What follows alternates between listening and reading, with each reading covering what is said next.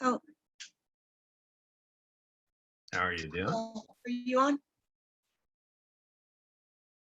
I am letting folks in now. Oh, he's letting people in now, one by one.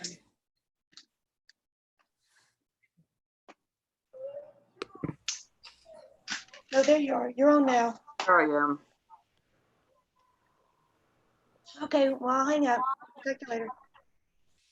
Yeah, on the previous meetings, we had a lot of people joining in who weren't members of the committee. So we want to make sure that those folks are able to watch live on YouTube and on Facebook, but not participating in the Zoom meeting. How do I do that?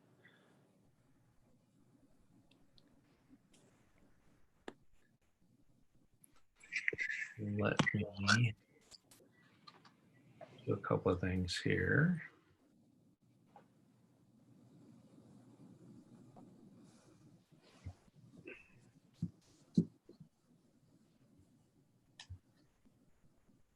Yes. We heard you.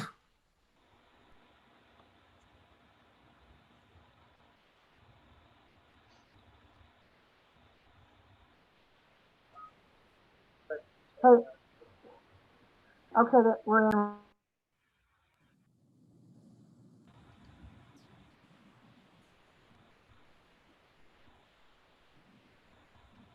Again, if you would be sure and mute yourself.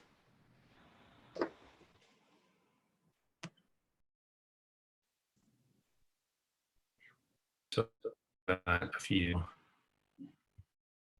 that are not yet in. Judy Pareda is on. Thank you. You're welcome.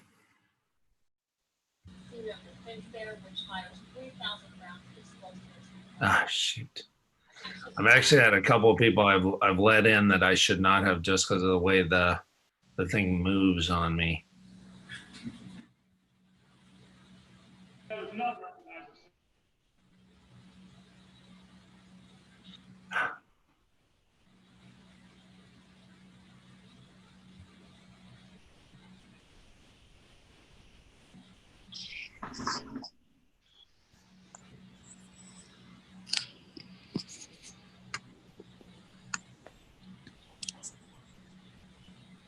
You're welcome to come listen if you want. Yeah, and anyone who would like to just listen in, they're welcome to do that on YouTube and on Zoom. Sorry, not on Zoom, on YouTube and on Facebook. And I'm still hoping to get some more of the staff in here so that they can help here. Let's see. There's Kyle. Once he's in, we go find Kyle. Kyle, I'm gonna, this will stop. I will make, when I can find Kyle again, it keeps moving around. There he is. I will make Kyle co-host. There we go. So any of the co-hosts in the meeting, you're welcome to also start admitting folks in.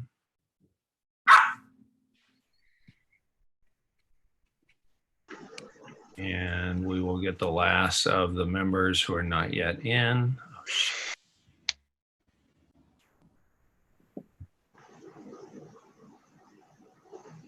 Yeah, something fell. Don't know what.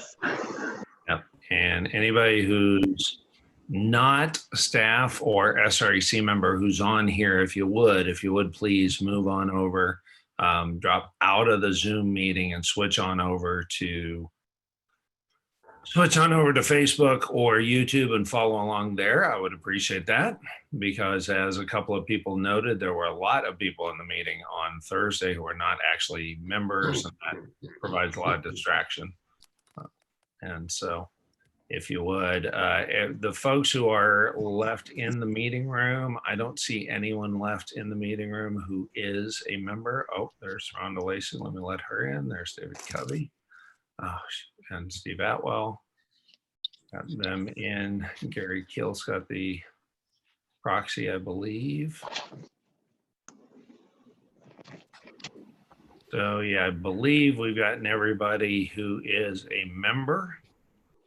So yeah, so yes, Susan, if you would, let's see if we can find you. I should be able to. Yeah, if one of the co-hosts would make sure that everybody else is in that needs to be in. And we will start the meeting.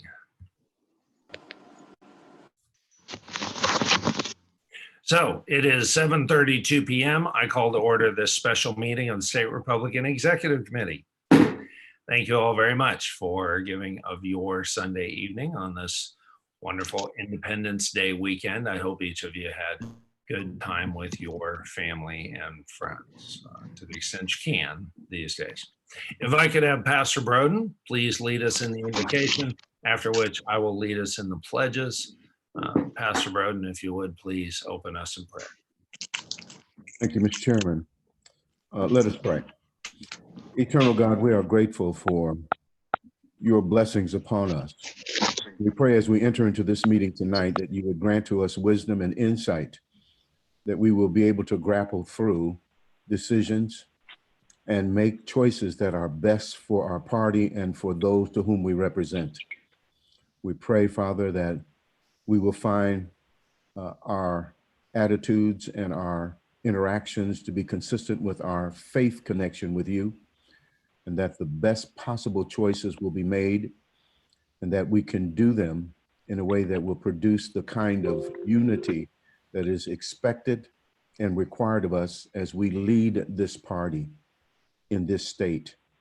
We ask that you grant to our chairman insight as he moves forward, justice and fairness, so that we will leave this place knowing that we have the best reaction and response to the challenges that are before us. Bless our time, encourage us, Father, and where we may be disappointed and frustrated, we pray tonight we will come away with a sense of calm, peace, and resolve. In the name that is above all of the names, the name of Jesus, who is our Redeemer, our Savior, and our Lord. Amen. Amen. Amen. Thank you very much. And now I will lead us in the pledges. I pledge allegiance to the flag of the United States of America and to the republic for which it stands, one nation under God, indivisible, with liberty and justice for all. Liberty and justice for all. And now the Texas flag. Honor the Texas flag. I pledge allegiance to thee, Texas, one state under God, Flag, one and indivisible. state under God, visible. There it is. There it is. And this seems like a good time to remind everybody, please keep yourself muted until and unless you are next up in the roll call, for example. Without objection, I appoint JT Edwards, Susan Wright, and Terry Harper to a proxy committee with JT Edwards as chair. Hearing and seeing no objection, the proxy committee is appointed. Given the limitations of the electronic meeting format, please feel free to conduct your business in the chat if necessary. Mr. Chairman? Yes, Excuse me.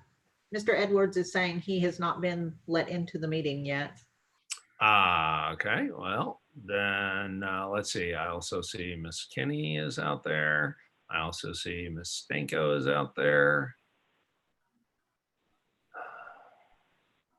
Let's see, who else? That says mute.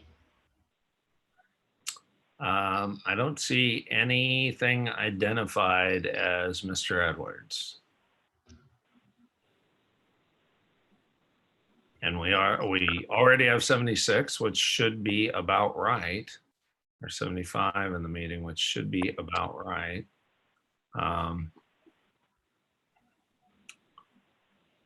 Let's see. So yeah, we've got 88 participants, which should be about right. I'm going to take a look here and see what we've got.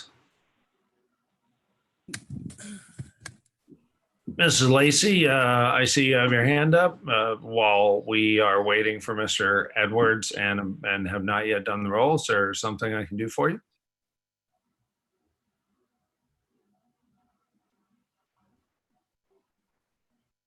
You're on mute.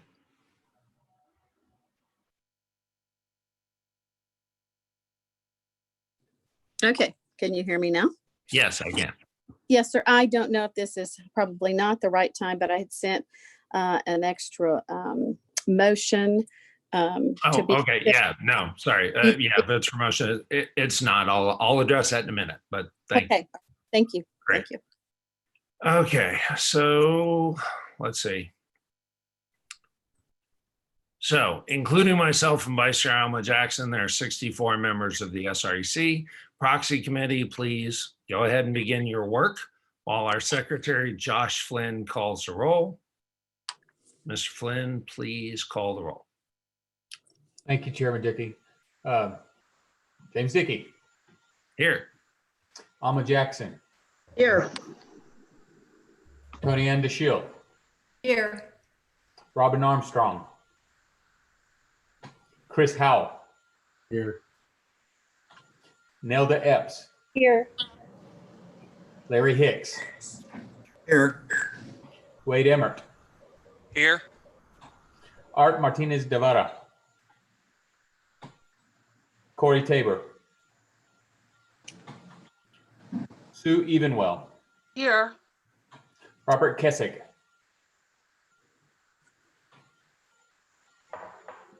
Jerry Fisher, Jason Ross, Here. Judy Parada, Here. David Covey, Here. Allison Winter, Here. Walter West, Remember the Alamo. I'm here. Nita Davidson, Proxy, Susan Patrick. Here. Mike McCloskey, I am here. Don McDonald, Here. Chris McDonald, Present. Mark Ramsey, Here. Terry Wilson, Here by proxy is needed.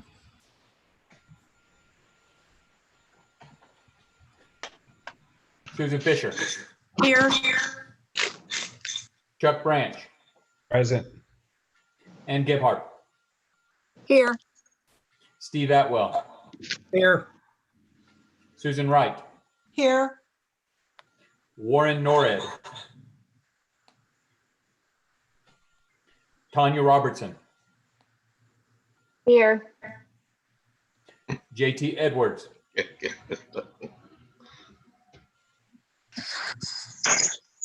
Jill Glover, Here. David Helmsley, Here. Don Elliott, Roy Morales, SD13 proxy for Miss Elliott.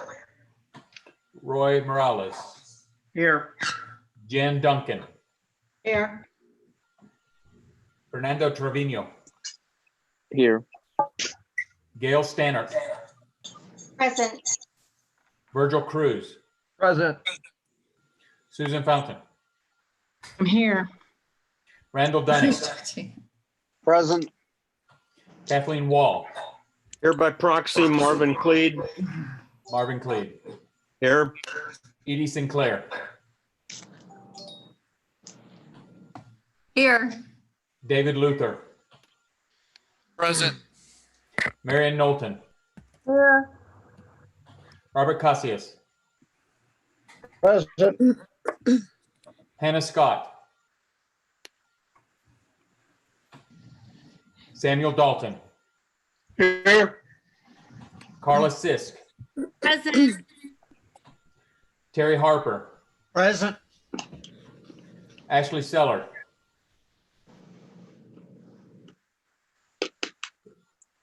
we got a proxy for Gary Teal. Teal here for Ashley Sellers. Okay. Sam Tripp, Bryant, Here. Present. Leslie Tommins, Here. Pastor Stephen Broden, Present. Summer Wise, Here. Jack Barcroft, Here. Linda Kinney, Here.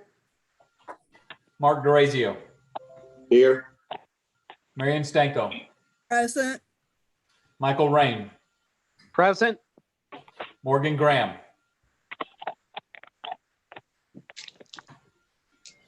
James Zavaleta, Here. Nita Henney, He's here. Drew Bullard, Here. Barbara Carrasco,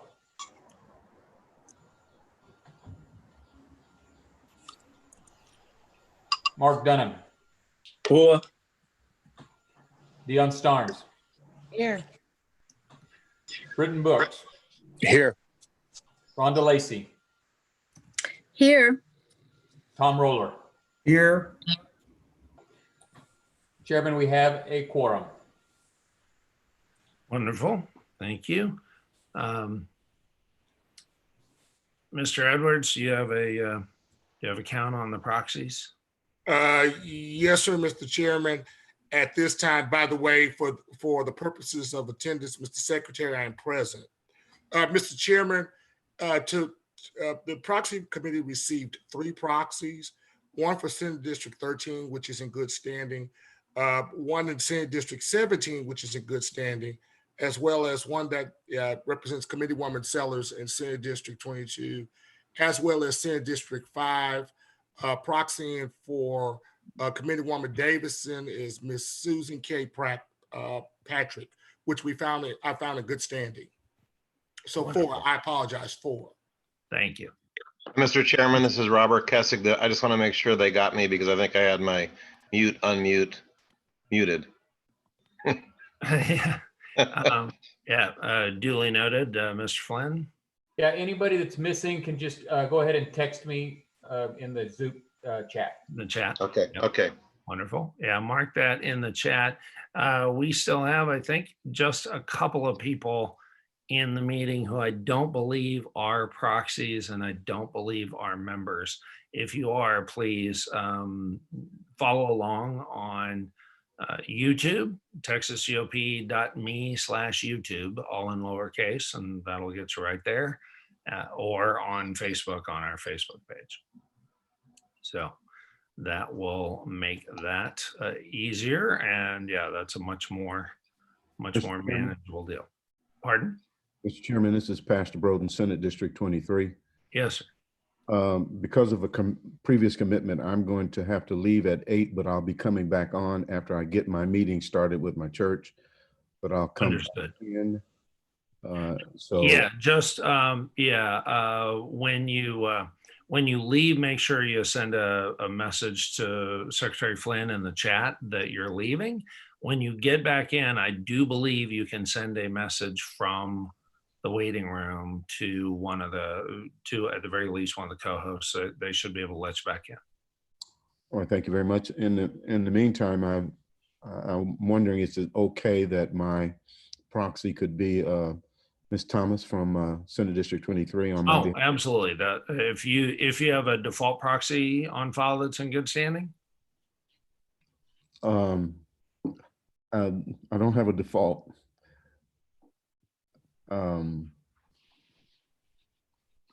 Well, without objection, we will take this statement as your intention of default proxy for her.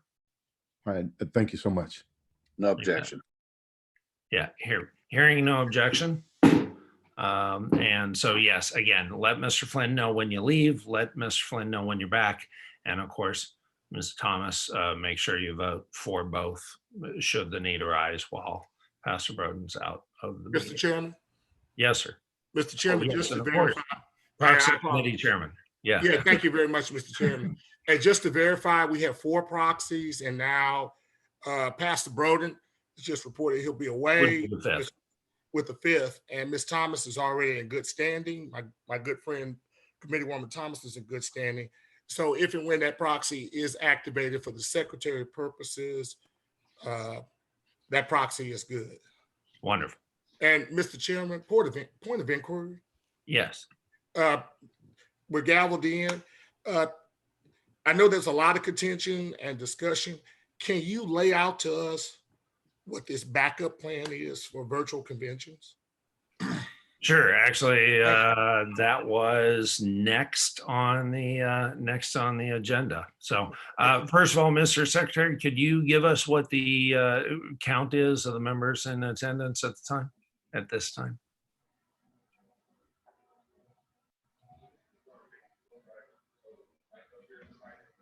Chairman. Right now, I have 60 voting members. 60. Excellent. Thank you. Yes, Mr. Ramsey. Yeah, I just wanted to make sure that Mr. Edwards had me as a default for my colleague, Ms. Terry Wilson. I haven't seen her jump on the call yet. Okay. Mr. Chairman, that is noted. We do have a deep staff. Can you check to make sure that there is a default? There is. And Ramsey? There is one, yes. There is one? Okay. Yes, So sir. that proxy is in good standing. So that would raise that to 6, Mr. Chairman.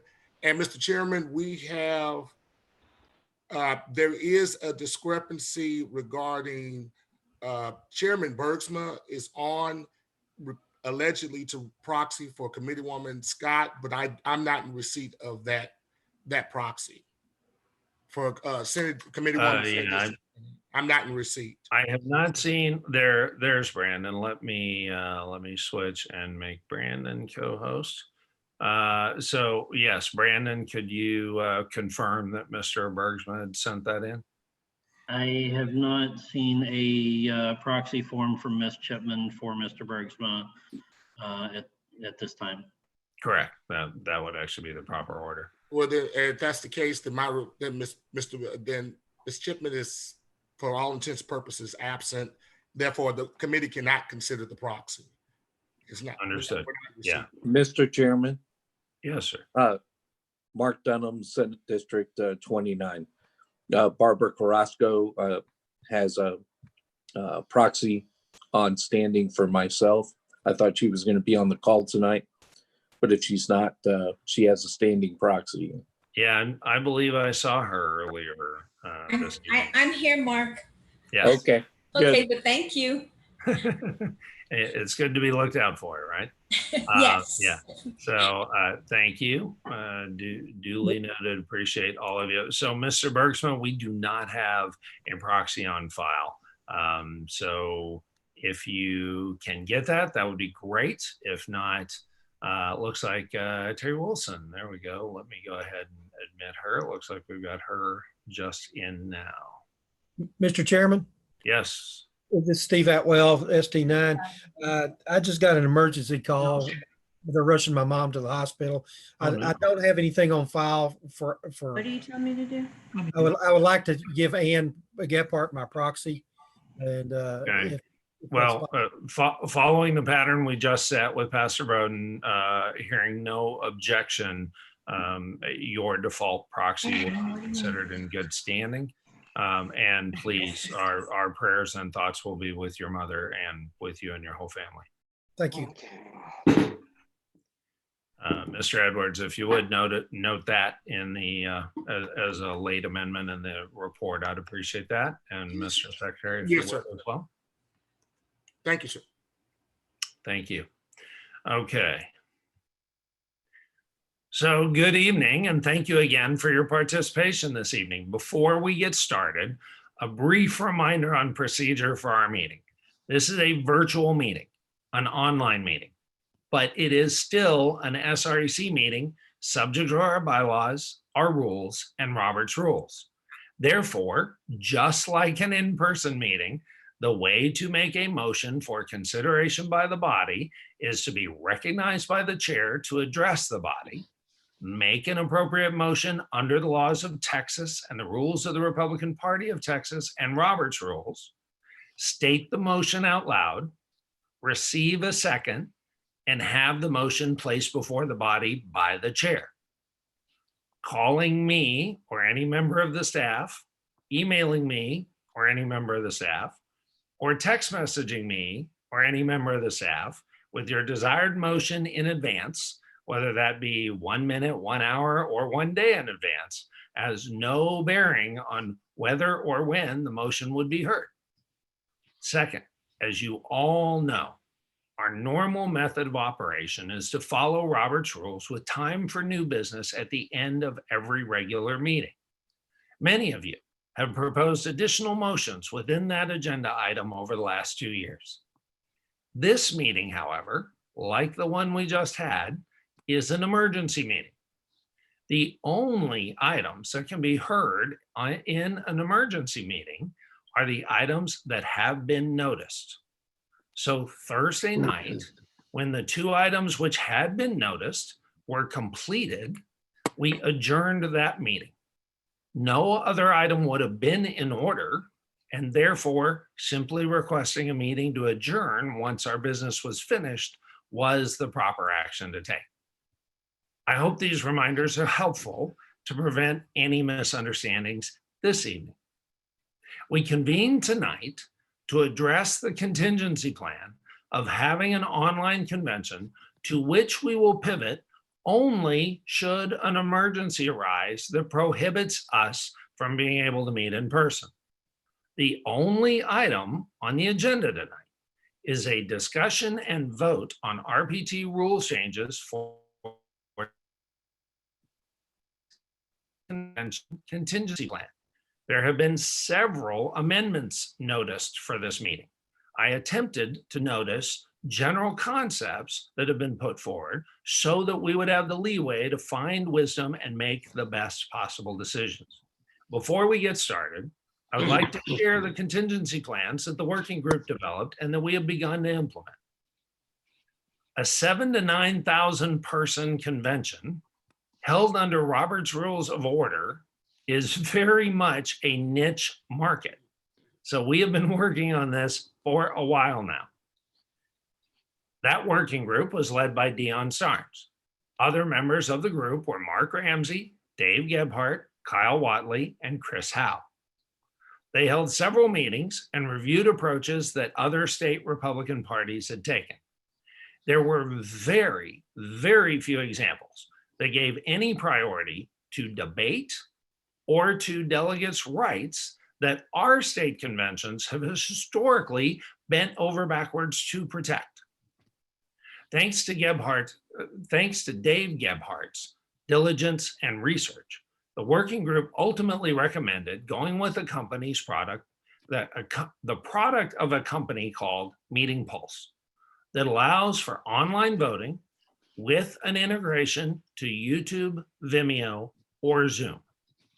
Their platform has API, automatic programming interface, access that we are utilizing to simplify the administration of the meetings and make navigation for delegates as simple as possible. Meeting Pulse has a widget to handle the voting. Meeting Pulse is a great platform for our kind of meeting if we do need to move it online. However, if we must go online, we will necessarily be limiting delegate rights. There are still outstanding issues on the video capacity of real-time meetings that we're working through for the general session. For example, Zoom has a limit of 500 or 1,000 attendees. However, we can utilize the live stream capability through YouTube, just like we're doing tonight. The problem with the live stream is that there is a 20 to 30 second delay to deal with encoding and decoding the video stream and distributing it out to viewers. This is not conducive to being able to make interrupting motions. This limitation will likely be dealt with by setting a maximum number of people who can be in each segment of the Zoom meeting and ensuring we have enough buffer between votes. We suspect that people will self-select below whatever threshold is needed, but we'll look at supplemental rules if that's not feasible. So that's the system being implemented to prepare as a contingency. Now, an appropriate action would be to entertain motions pertaining to the rules noticed pertaining to the topic of the agenda item. I see Mrs. Duncan has her hand raised. Yes, Mr. Chairman, because we have so much that we have to get through tonight, I would like to make a motion that we do 3 for, 3 against, 3 minutes each. I believe we used to call it the MacGyver rule. And that way possibly we can get through this maybe quicker than 3 hours tonight. That's my Second. motion. Okay, so if I remember correctly, it was 3 for, 3 against, alternating, ending whenever you ran out of alterations, and no more than 3 minutes each. Yes. Was that what you meant? Yes. Okay. All right, that has been moved and seconded. All in favor, click on your yes symbol under the participants list. Can we discuss it? Oh, yeah. Yes. But the motion has been made. It is appropriate to address it, and of course, deference goes to the one who made the motion. Mrs. Duncan, would you like to speak to your motion? Yes, mostly I'd like to speak to it so that we keep the meeting running quickly. We have a lot to get through. This way it keeps things germane to the topic. We don't have speeches that are going on. We stay on topic and we move this thing along. We have a lot to do tonight, and it would just be a whole lot easier than if everybody has to speak and say, people often speak just to say the same thing that the person before them said. So this would just solve it. Understood. My apologies. I see actually a point of inquiry from Ms. Starnes. Ma'am? My point of inquiry does not have to do with this particular motion. It was before that. So if I could hold until after we take a vote on this. Thank you very much. Okay, so we are on debate on the motion. Let's see. On debate on the motion, the next person up would be Mr. Dunning. Are you interested in debating on this motion? If not, you can keep your hand up. I am interested in debating on this motion. Great. And I would like to say that in the digital format, as we saw last time, I think 3 is too restrictive because all it takes is a couple of people saying the same thing and key information is deprived from the body. So I would be voting against this.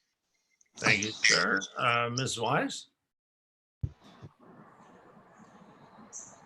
My hand is up for something else. Can I hold? Different purpose. Okay, great. Mr. McDonald? Yes, sir. Chris McDonald, SD6. I'll move to amend 3 to 5, 4, and 5 against. Okay, so there's an amendment. Is there a second? Second. Okay. Randall Dunning, SD16. Wonderful, thank you. All right, so there's a motion and a second to amend. We are now on discussion on the amendment. Mr. McDonald, you moved the amendment. Would you like to speak to it? Yes, sir. I believe 5 would be a better number to get points across. Another SREC number 3 is too restrictive. Duly noted, thank you. And those, if you could, those co-hosts, the staff if you would, please mute anybody who's not directly addressing the body. And folks, if you would, mute yourself when you're directly addressing the body. That'll avoid a whole lot of interruptions tonight. Okay, so the motion is to amend from 3, 4, and 3 against to 5, 4, and 5 against. And again, it is ending when there is not an alternating position. So even with the motion at 5, 4, and 5 against, if 4 want to speak in favor and no more want to speak against, it would end there. So just clarification reminder for everybody. So the motion to amend is 5, 4, 5 against. Any other, well, let's see, Mr. West, you are next up. Would you like to speak to the motion? I'd just like to, I'd like to agree with my two counterparts on the 5 up and 5 against to expand because of the nature. Thank you, sir. Thanks, sir. Mr. Ramsey, you are next up. Yes, Mr. Chairman. I'll vote for this amendment by Mr. McDonald, but I'll vote against the overall so-called MacGyver rule. We have basically not had to use this rule in 3 years. That has been a very refreshing change from the SREC of the 5 years prior to that. And in most cases, we've actually finished up sooner than we finished up in those prior 5 years. I think particularly when we're looking at issues like tonight, if there's something that needs to be talked about more, we need to talk about it more. It's as simple as that. It's very important stuff. Thank you. Thank you very much. Any further, let's see, Ms. Thomas, would you like to speak to the amendment? Yes, I'd also echo Mr. Ramsey in that I'll vote for this, but I'll vote against the larger one. There's a lot of things we don't know. We have no background information. So there's a lot of questions that need to be asked, and I don't want to be limited because should any of this be passed, it is this committee that will take the fallout. And I want to make sure that I have all the information that I need to have to make an informed decision. Great. Thank you. Ms. Wilson, are you speaking on the amendment? Yes, I'm going to vote for the amendment, but against the original motion. Same reasons that Mark gave. In addition to, there's 64 of us. We all represent different senatorial districts. And I really think that it's important that we hear all voices and that all voices get to express or are given the opportunity to express their information and their insight on such a critical decision. Thank you very much, ma'am. That brings us to Mrs. Wright. Thank you, Mr. Chairman. Point of information, if we adopt this and we are in a debate and we reach our limit, can we not vote to suspend the rules and continue debate on just that one point? You could, that would take 2/3 vote, and it would take the whole process of doing a vote. Okay, thank you. I will be voting in favor of this. I believe we have a lot of business that we have to do. So I encourage my colleagues to join us and support this. Thank you. Thank you. That brings us to Mrs. Sisk. Would you like to speak on the amendment? Point of inquiry, please. If we have questions, is that not different than speaking for or against? Can we not do point of inquiries? Yes. So if we're limited to 5, 4, and 5 against, it does not limit the number of questions that we can ask if we don't understand something, correct? Yes. Then I will be voting for this. Thank you. Thank you. Okay, so that then seeing no further debate, all in favor of the amendments to modify the motion to 5, 4, and 5 against, please click on the little yes, the green checkbox. All opposed, click on the red no box. We've got at least one member carrying a proxy, recording an extra.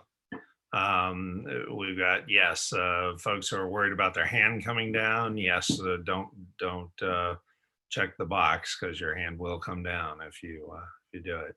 Yeah. Okay, so yeah, proxies and hand raised people can use the chat to vote, but everybody else, thank you for using it. Using the yeses and the nos. We have 61-ish people recorded, and we have Mr. West, it is not helpful for you to vote and add in the chat. In fact, it's very unhelpful. Please don't do that. Same Mrs. Wilson, please do not vote. Mr. Bryant, please do not vote in the chat when it's supposed to be recorded on the indicators. We had some folks who double voted, and we are not Democrats, so please don't do that.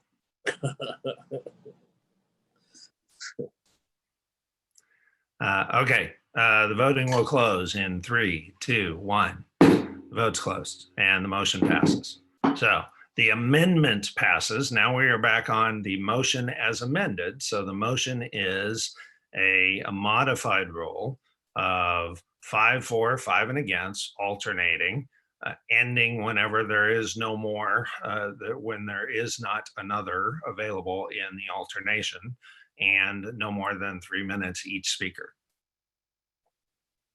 So with that noted, Ms. Starnes, yours is on a different topic, or are you now making a motion on the main motion as amended?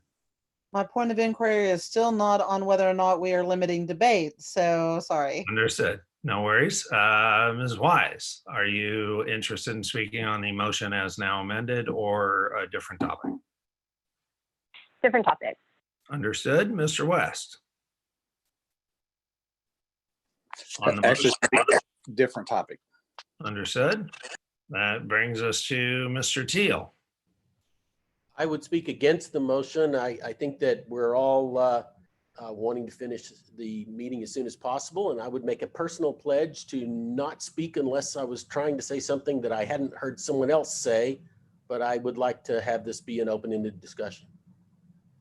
Understood. And Mrs. Evenwell.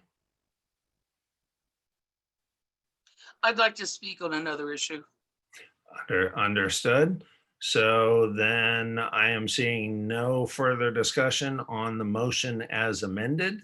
We will now take the vote on the motion as amended.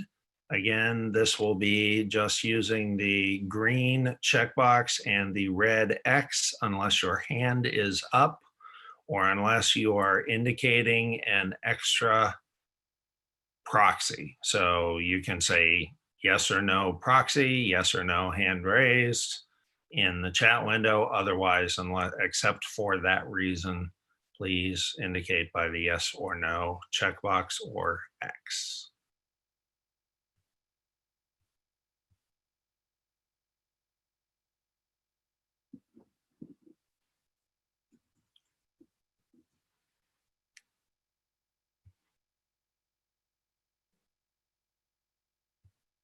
See.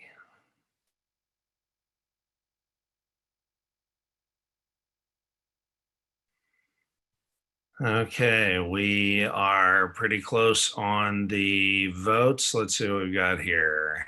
I've got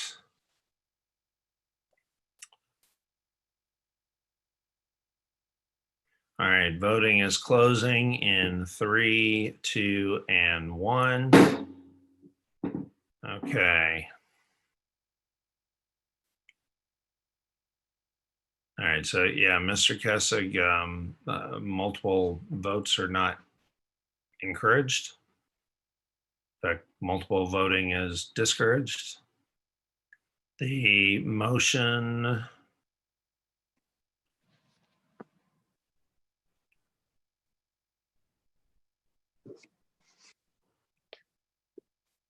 passes. Mr. Chairman? Yes, sir. Sorry to interrupt. I have a point of inquiry, if I may. When we do these votes, not all of us have access to be able to see the actual vote count. When you announce whether a proposition passes or fails, would you be able to announce the vote count for us, please? Yes. Thank you. Yeah. Yeah, it was 28 to 20 on the boxes. And then there were not 8 more no's than yeses in the chat from the appropriate chats. Passes or fails, would you be able to announce? Pardon?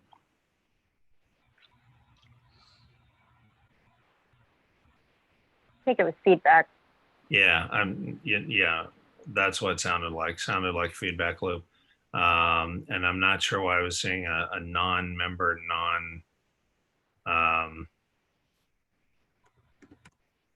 I was saying a non-member, proxy in the room again. So, all right, great. So that now has that taken care of. And Ms. Starnes, you had a point of inquiry. I do, and it's in regard to what you were talking about with the platform that we are potentially going to use. I know that like with the SOS, and they rolled out a new program, we had several issues during the primary that caused problems because they did not beta test. Have we beta tested this? We are right now working on the development that we'll have to do. This is, as someone referred to it, the backup plan. And so we had not wanted to roll this out. We were ready to if we need to, but we had not wanted to.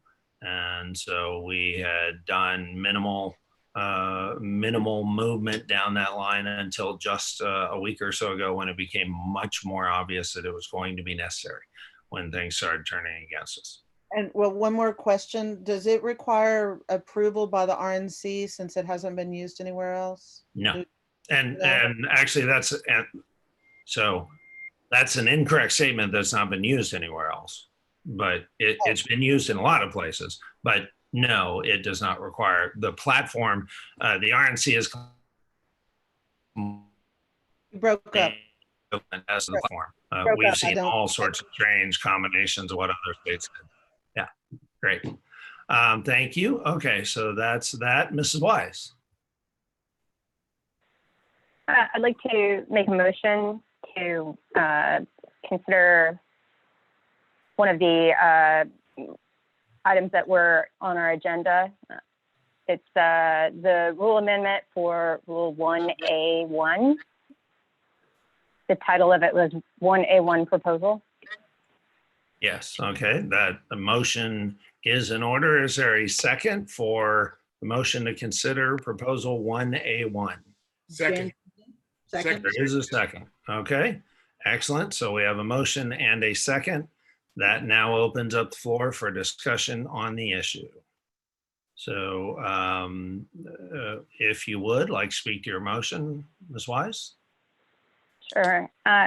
So this is something that I think we can all recognize the need for in these dynamic times. This will just adjust our notice requirements for rules from 48 hours to 24 hours so that we can be more agile and be able to adapt as we need to, depending on the circumstances over the next week and a half as we approach our convention. Thank you. Okay, let's see. So now we will take discussion on the motion, further discussion on the motion. Let's go to Mr. West. Different topic, Mr. Chairman. Understood. Ms. Evenwell. Different topic, Mr. Chairman. Understood. Mr. D'Orazio. He's dropped off. Oh, no, there you go, Mr. D'Orazio. Yes, Mr. Chairman, I'm a little confused. This is a point of information. First, we were supposed to use the X or the check mark to vote, and then you said something about putting the vote in the chat. Which one are we going to be using to vote? So for any rules votes, those are record votes.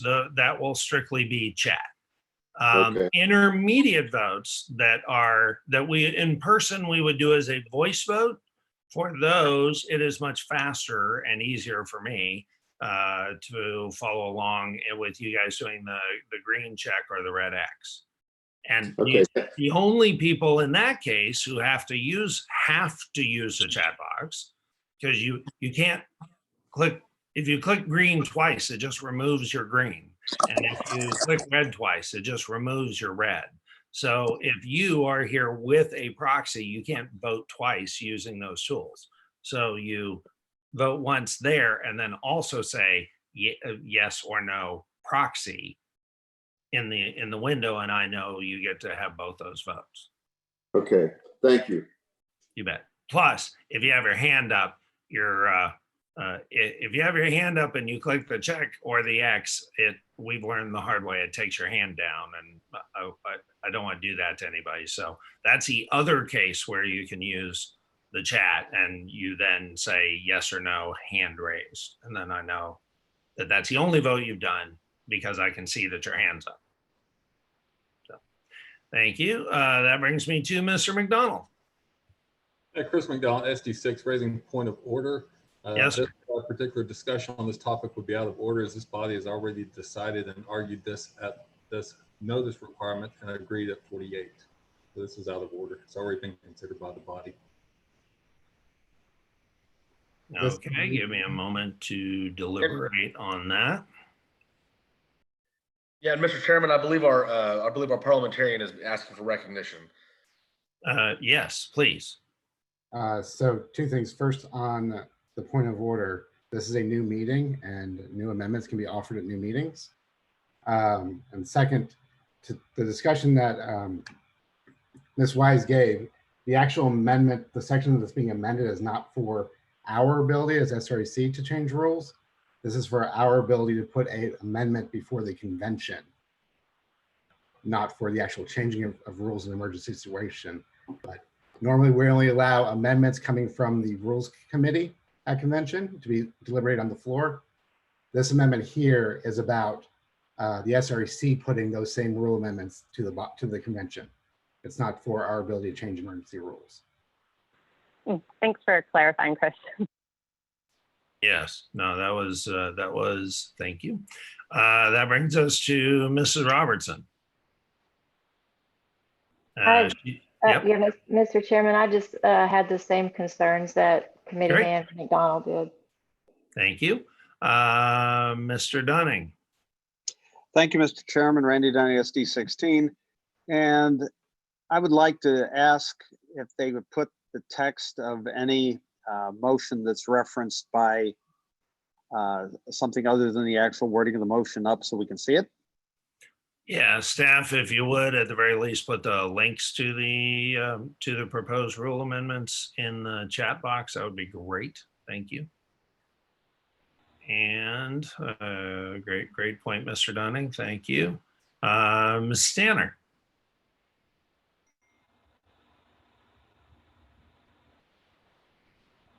My question's been answered. Thank you. Wonderful. Thank you. And that brings us to Mr. Ramsey. Yes, Mr. Chairman. I would just do something similar to Mr. Dunning and just ask that we have the screen sharing like we do at regular SREC meetings going. The links will be great in the chat, but the screen sharing would be even better. Great. Yes, if one of the staff or officers would please screen share the relevant rule. There we go. Mr. Chairman, point of order. Yes, sir. Mike McCloskey, Senate District 5. This is not the one that we have under consideration right now.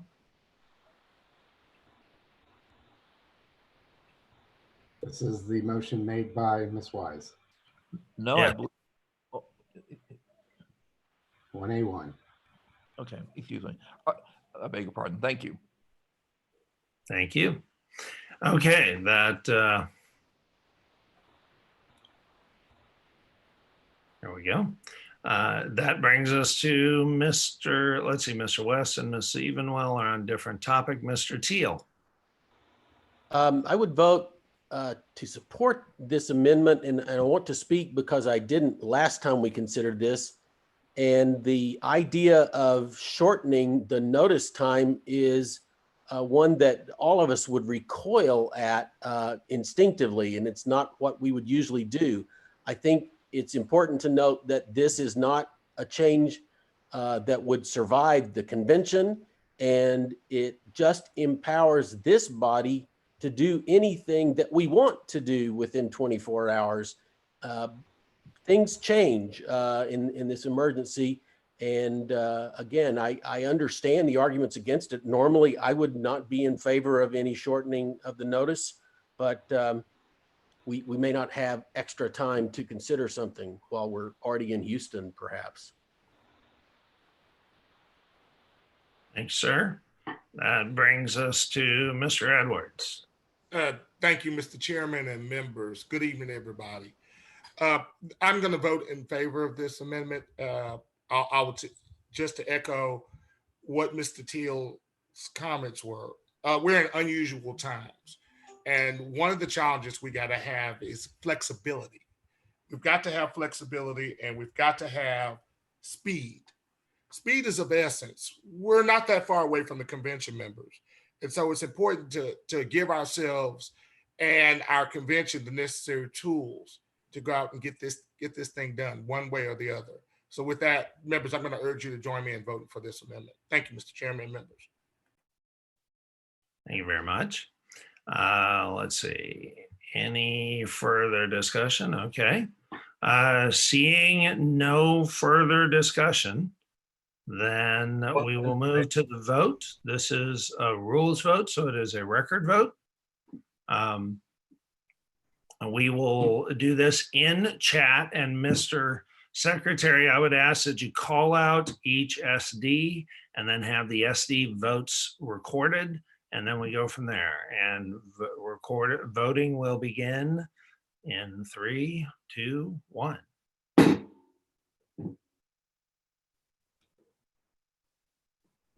Are you asking me to call roll?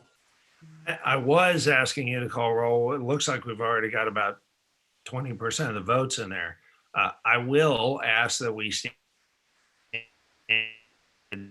these as soon as I call the vote. And in the meantime, if you could go ahead and get started on trying to figure out, confirm that to the extent people are in attendance or have a proxy that you see their vote, or at least most of their votes. And again, I would ask people, please do not vote more than once. It does not help. Normally, what I do is take this chat and then enter that into the record. Right. So well, I mean, it takes a while.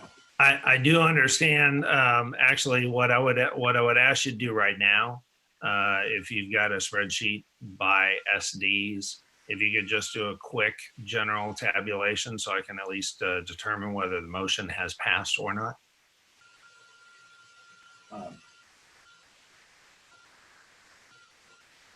And this being a rules change, it is a record vote and it does require 2/3.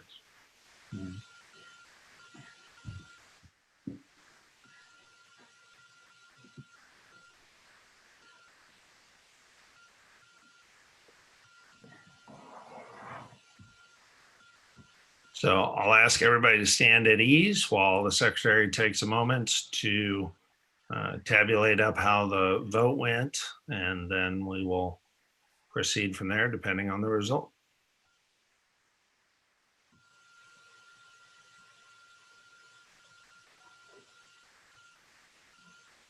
And again, members, please vote once and only once each.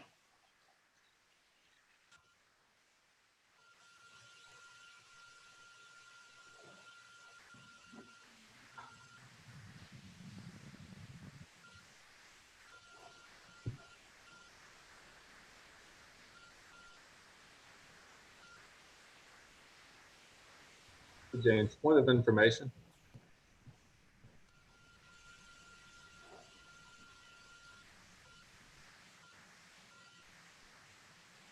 Excuse me, Mr. Secretary, did you say something? Hey, James, Chris McGill, SC6, point of information. Yes, sir. there's some talk in the chat about a possible imposter for Mark in there. There's a 07 Mark's iPad. Could you figure out who that is or have staff do something about it? Karen Marshall said that Mark was signed in as Mark's iPad. 07 would be Ramsey, except Mr. Ramsey's in as Mark Ramsey. So unless he renamed himself. Secretary, Chairman, I have a cursory vote. It's 49-10. And that's just running through the yes, nos. I'll have an actual record vote for the minutes. Understood and appreciated. Thank you. That is enough to indicate that the motion has passed. Any further motions? Let's see. Well, that would now take us to. Mr. Chairman, this is Gail Stannard, SD 15. Yes, Could ma'am. you tell us what the vote was on the first motion about the MacGyver rule, please? Thank you. Yeah, no, I said that it was 28-20 in the check boxes, and there were not enough marks in the chat to overcome that deficit. So that's why it passed. That was again, that's not a record vote. That was the equivalent of a voice vote. So now we are on, Ms. Starnes is not there. Ms. Evenwell. Yes, Mr. Chairman, thank you. Before we get into the rest of the rule changes, we're being asked to consider a virtual meeting. And quite honestly, I still don't know what that means. Earlier, you implied the ability, if there was the ability through this meeting pulse to include thousands of delegates. So will this virtual meeting be of the full convention, a CD or an SD? Will it be the full convention with the committees, platform, rules, priorities, or will it be limited? Is it going to be 1 day, 2 days, 3 days, 6 days? I don't know what framework we're working in. And in order for me to be able to look at these rules, I need to have an understanding of what you're all thinking. I appreciate that. Actually, we did discuss in the prior discussion that the timeline, the anticipated timeline would be no different. So the schedule, either way, will be the same schedule. So yes, there would be multiple committee meetings happening simultaneously. People would have to decide which committee meeting to attend. Or whether to attend a different meeting entirely altogether. One of the features of Meeting Pulse and the account that we have with them is the ability to have multiple simultaneous, fairly large and certainly large observed meetings going on simultaneously. And yes, the schedule would stay the same.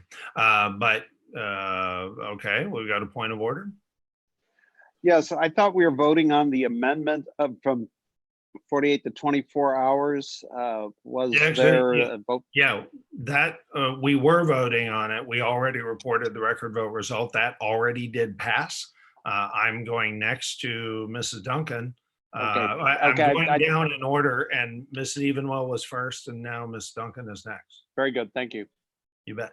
Yes, Mr. Chairman, I'd like to move that we go ahead and move on to the amended Rule 33, Section C, and I would move that in for consideration. Okay, so you to be clear, you move that the body adopt as proposed? Yes. Okay. Second. We're already seeing some markups in here. I'm not sure that's a great idea, but yes. As proposed on the call. Yes, as noticed before the markup. Yeah. Second. Right. Okay, great. So we have a motion and a second. Now we can debate that. Let's see. So not the temporary organization, but the other item, right? Or were you talking about 33, the temporary organization, that one? Yes. All of the information, could we get a clear copy of 33C? Because it looks like it's being worked on right now. Not sure who's working on I it. made that statement. That's why it looks like we have reverted back.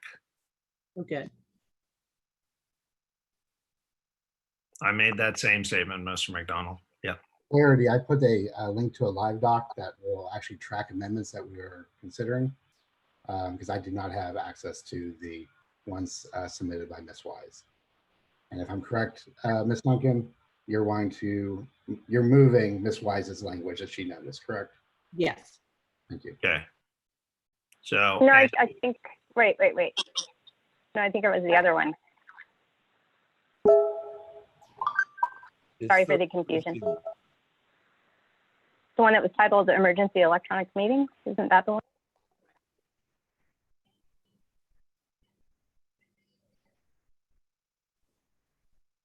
Not that one.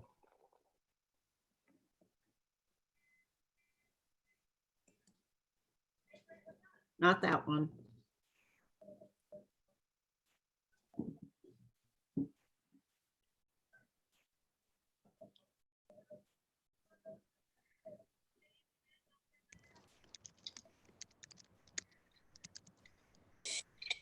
At the top, it should say. Everybody stand at ease for a moment.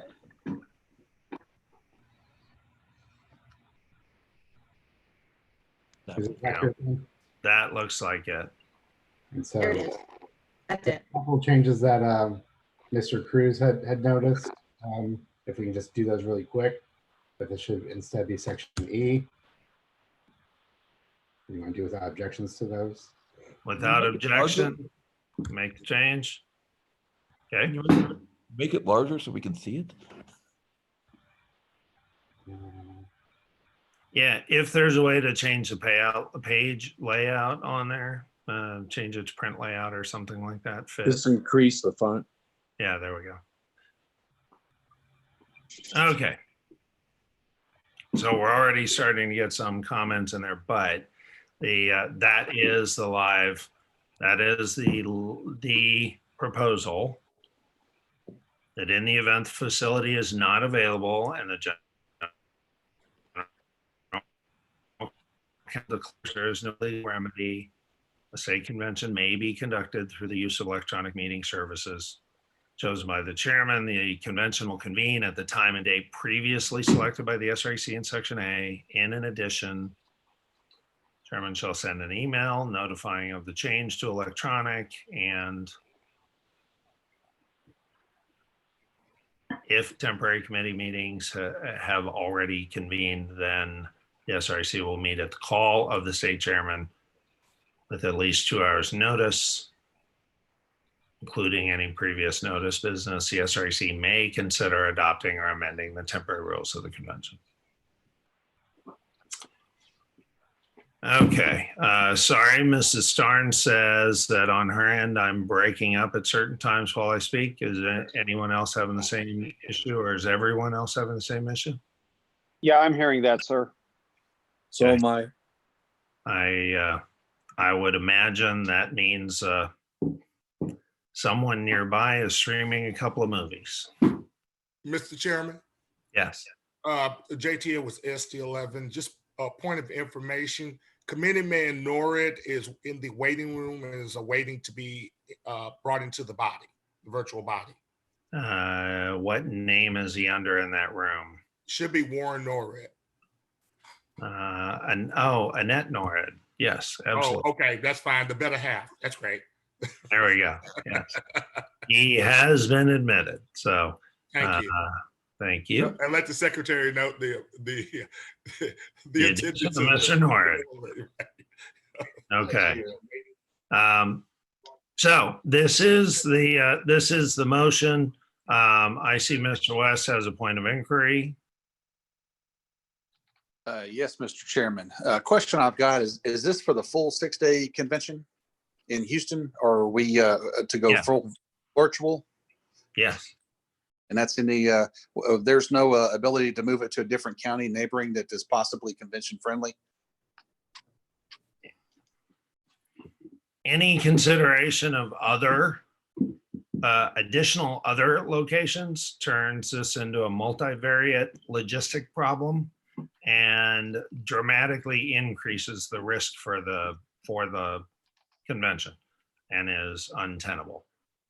Okay, Montgomery County's 25 miles north of there. I was just saying, we're Right. good. Okay. Yeah. But what if something happened and that facility wasn't big enough or wasn't tenable, or there was a bomb threat and then we couldn't do it in that area, and then we would have planned for the Houston location, planned for Montgomery location, and still have to plan for an online. And we've got a week. I still have faith in our governor. Thank you, sir. You bet. Thank you. Okay, so let's see. This was moved by Ms. Wise. Now that we got the right thing up on the table. No, this was proposed by Ms. Wise. It was moved by Ms. Duncan. Ms. Duncan, would you like to speak to your motion? Basically, I think it reads for itself. This is in case we do have to go virtual, and I think this gives us the ability to make that happen. Great. Excellent. If I may, I see a notation on there that without objection, we will modify this to say email if available, not just email, to say email if available. And we will also, instead of just saying no legal remedy, no reasonably viable legal remedy. So without objection, we're going to make those two modifications and not go through amendments for those. Hearing no objection, those changes are made. Thank you very much. So now we are on this motion. And thank you, Ms. Duncan, for that. And now we will take debate on the motion. Ms. Duncan has taken the first one for, so we will take the first one against. Mr. McCloskey, are you against? 56, move to amend. Mr. Chairman, sorry, Mr. McDonald, just like in a live meeting, you can't just jump up and yell a motion to amend. Same goes for in the room. I see you have a hand raised, but you're 6th or 7th in line. Mr. McCloskey, you're next in line. Are you speaking against? Mr. Chairman, I have two amendments. The first one, I'm hoping we can do by consensus, which is after the word email in number 2, can we add for SREC and by text message? In other words, the SREC is notified by email and by text. So it says the state chairman shall send an email and text message if available. Yes, that is correct. Okay. So without objection, we will add and text message. Point of information. Point of inquiry. Point of information. Yes, ma'am. It's reading now that you shall send an email and a text message if available to each delegate and alternate. Is that what? No, that's why. No, that's not the one. That's not the one I changed. It's number 2, not number 1. Okay, they're putting that in the wrong spot then. Oh, okay, yeah, we are. Okay, so under item number 2, the SREC by email and text message. Great, which by the way, all of you should be making sure that you are subscribed to the SREC text message system so that you can actually get those. That's yes, great. Sir. All right, can I present my second amendment now? Yes, you may. All right, thank you. I assume this could take place before the convention starts. So therefore, I would like to amend 2 hours to within 4 hours. Change it to 4 hours. You know, if it's before we get to the convention. Actually, no, item number 2 only applies if the temporary meetings have already started. So it would be Monday or Tuesday during the day. Okay. Well, on Monday and Tuesday, a lot of us, may not be in Houston yet, maybe at work. We may not be able to respond in 2 hours. So I still think we need to have more than 2 hours notice. Okay, that is a motion to amend. Is there a second for that motion to amend? Hearing none, the motion fails. Very good. Okay, that brings us to Mrs. Gebhardt. Thank you, Ann Gebhardt, SD9. I just had a question as to how long will it take to get the system fully loaded with all the information, the metadata, the credentials, weighted voting how long will it take to get that ready in case we have to move on this quickly? That is really not the critical path item. Loading the data is fairly straightforward. The bigger issue is making sure that we've got the front end and back end as integrated as possible and as limited in scope as possible, so that our 61 caucus chairs and numerous committee chairs are not overwhelmed by the 3-4 windows that I have to have open right now every one of these meetings that I manage. When are you going to have this? When will this be ready to view? We can, you guys can see the voting widget fairly soon. Frankly, the front end piece is the less important than the back end integration piece, and we are working on that right now. Thank you. So it'll be a couple of days. Now, that said, we've only got a week. So thank you. All right, so let's see. Thank you, Ms. Gebhardt. Mr. Ramsey. Yeah, I just had a point of information. For several minutes now, I was just wondering if there's a way whoever is sharing the screen could share the original links that were set out. Because I know there's at least some of us that had put comments on those specific rules, suggested changes, et cetera, et cetera, et cetera. So yeah, we can refer to those. If you have an amendment, we can switch over. But yeah, I see that you have some, but actually it's inappropriate to move. If you were going to make an amendment to a different thing and it was not what Mrs. Duncan was moving, it would be inappropriate to go ahead and show your amendments as if they had already happened. Sure. But if you're going to move it, we can certainly move to that. You do have the floor. Are you moving amendments to this? No. Okay, great. Thank you. Ms. Glover.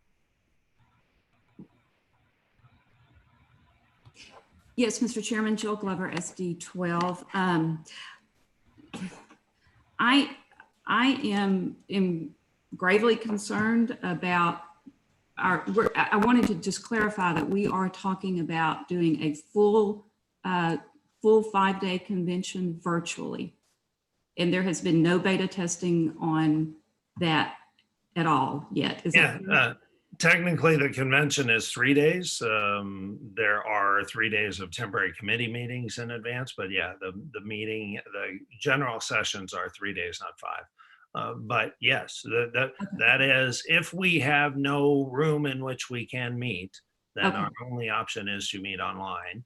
And since that only appeared to be a problem as of a couple of weeks ago, actually as of a week ago, then yes, it's not surprising that we're not using some of the week that's left to get things out of sequence and work on a demo. Okay, so would it be possible at all then? We've already voted that we want an in-person convention. Is it possible for us to only vote as a backup plan that we do, say, a day and a half in-person convention? Actually, I'm glad you brought that up. We already are looking at modifying the schedule substantially. In fact, we've already been making preparations to do so. And for example, at the recommendation of a couple of members from the meeting on Thursday night, Mr. Nord in particular, we are looking to rearrange the schedule so that almost all of the election work happens on Friday, and voting on the platform and rules instead happens on Saturday, so that those who want to elect presidential electors and so on can make sure that that gets done on Thursday. There are all sorts of logistical issues with that, and we are working on all of that. None of that is irrelevant in the discussion, though. The schedule will be what the schedule will be, and we'll either be able to do it in person or we won't. And if we're not able to do it in person, we have to do it electronically.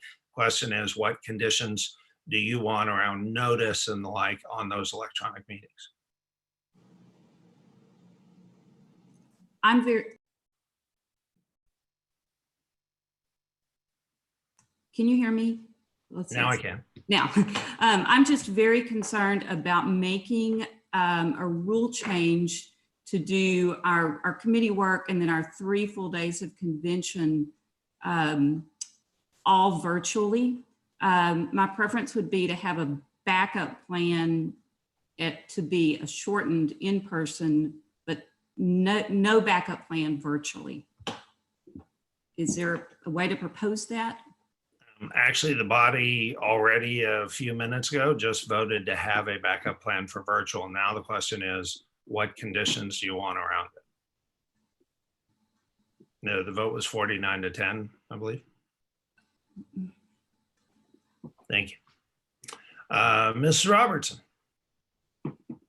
Yes, sir, Mr. Chairman. Tanya Robertson, SD 11. Port of inquiry, please. Yes, ma'am. At the beginning of this, it says in the event. Would you mind giving us some examples of what kind of event that the facility would not be available? I know that we've had some comments from the mayor of Houston, and of course we've had issues with the county judge. I'm just wondering, are you looking at an official event notice or cancellation, or an event could be almost anything these days.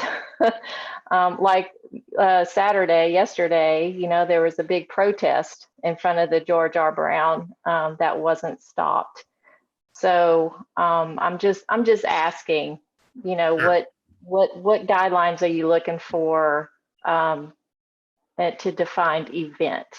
Well, again, you would have to have an event where the facility is not available for the state convention, and as Ms. Glover indicated, it's a multi-day event, so that would not be a one-time thing.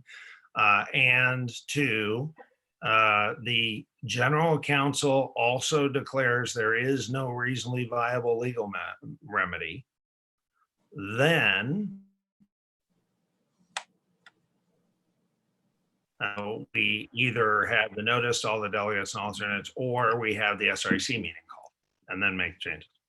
So it would have to be, if it were something in advance of the state convention that indicated that the facility was not available to us and the general counsel said there's no reasonably viable legal remedy in advance of the committee meeting starting on Monday, I would prefer not to go into details publicly, but if you'd like to give me a call, I'll be glad to talk through at least 3 scenarios I can think of.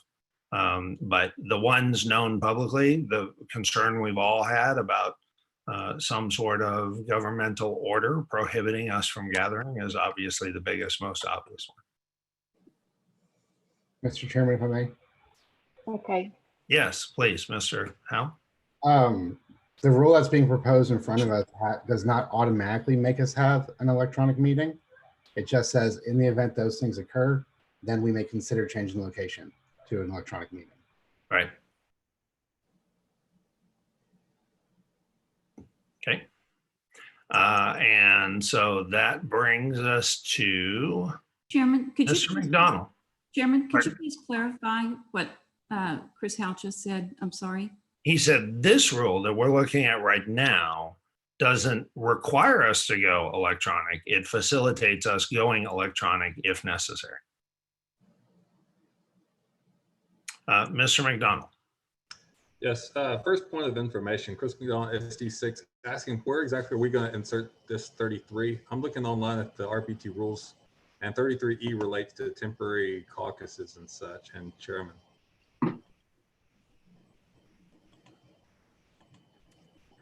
So, Ms. Wise, this was your proposed language, or Ms. Duncan, this was your move, or?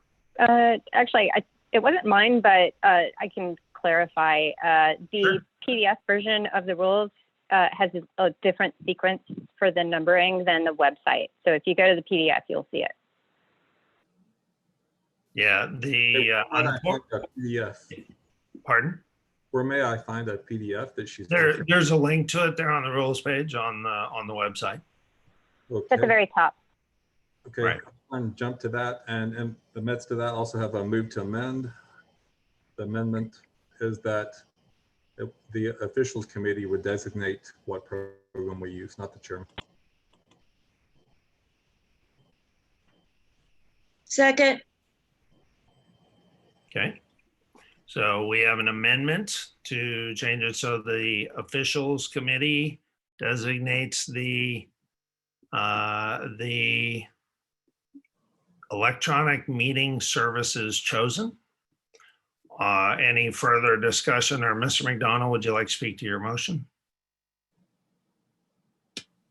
Yes, sir. I would just like for the officials committee to have greater oversight of the person of who is chosen and have an opportunity to do some background on them so that we do have more than one person choosing who it is that will be our vendor for this very important event. Thank you. Great. And again, there wasn't one person who chose. There was a whole team of people who chose, and I listed off their names earlier, but duly noted. Chairman, can I go Any back? further? Sorry. I saw a point of information. Actually, I don't know that a point of information is necessarily, yeah, that is an interrupting motion. Mr. West, do you have a point of information?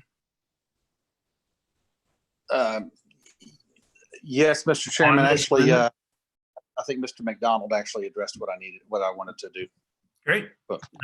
Well, okay, but again, a point of information would not be for doing anything except asking a question. So, correct.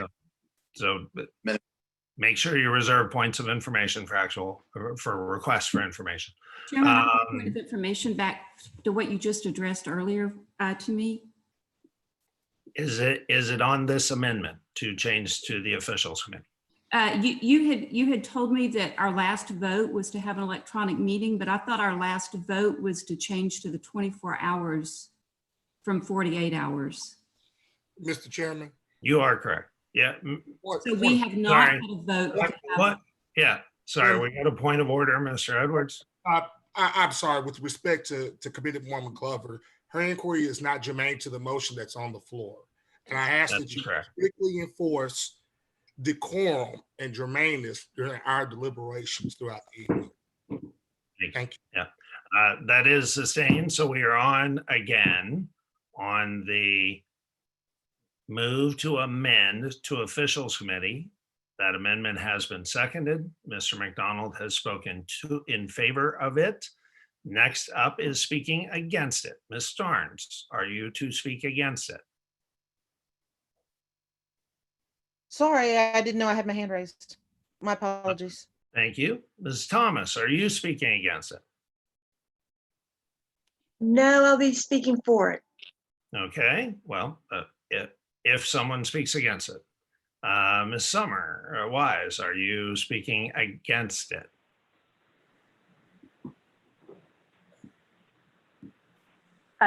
Not at this time, no. Thanks. Okay, Mr. McCloskey, are you speaking against it? Mr. Chairman, yes, I am speaking against it. You're probably surprised if I will do this, but Mike McCloskey, Senate District 5, it takes an extraordinary amount of work, as I'm aware, and I've had a number of conversations about what we would need to do to transform our convention into a virtual meeting. And for folks who have not been involved in this process, to all of a sudden be making that decision, I think is not reasonable to expect. The chairman has stated that he has been involved for some time in doing this, and there are a lot of nuances to making something like this work that I think would be hard to bring a group of people up to speed in a few minutes. I mean, we're talking about calling a meeting in 2 hours to do this, and I just don't think that would be something that could reasonably be done so that that committee could do that. So I'm going to vote against, and I would recommend voting against this. Thank you, sir. So now, Mrs. Thomas, you can speak in favor. Hey, Leslie Thomas, SD 23. I speak in favor of this because in the end, it is us, the SREC, that will either get the glory or the criticism for whatever goes wrong. The transparency, I've not gotten any emails concerning virtual or have no background on it. And I'm very uncomfortable with this whole process right now because I know nothing that has been transpired. And I'm not going to put my name and my endorsement on something that I know nothing about. I feel I would like to see the whole SREC do it, but I understand that they need to move quick. So officials committee, I think, is a good compromise. Mark Ramsey's on the officials committee. I believe Dion is on the official committee. They could bring everybody up to, you're not? Okay, you should be. You're wonderful. Anyway, I think that the officials committee is capable of handling this. And if I'm going to put my name on the line, I would rather put it on more people than just one person. So that's I appreciate your consideration. Thank you. And now let's see, we are looking for another against. Mr. Cleed, are you speaking against the amendment? Yes, Mr. Chairman, Marvin Cleed, SD 17, speaking against. In normal times where we have time to deal with it, it might be useful to have the officials committee review this. There's absolutely no way that they could look at other vendors and evaluate and make decisions carefully in the time that's remaining. This is something that has to move quickly. Again, it's a contingency. It's not saying we're going this way. It's saying that if necessary, we want this to be the route to go. And the evaluation is already in progress. This is a company that has done it before, maybe not for a political convention of this size, but we've got to move forward. And so I say vote against this amendment. Thank you very much, Mr. Cleed. So we're going to move to in favor again, and for the record, there are no political conventions of this size. We're it. We are the big kahuna. So this duly noted. Thank you, Mr. Cleed. That brings us to Ms. Winter, if you'd like to speak for the motion.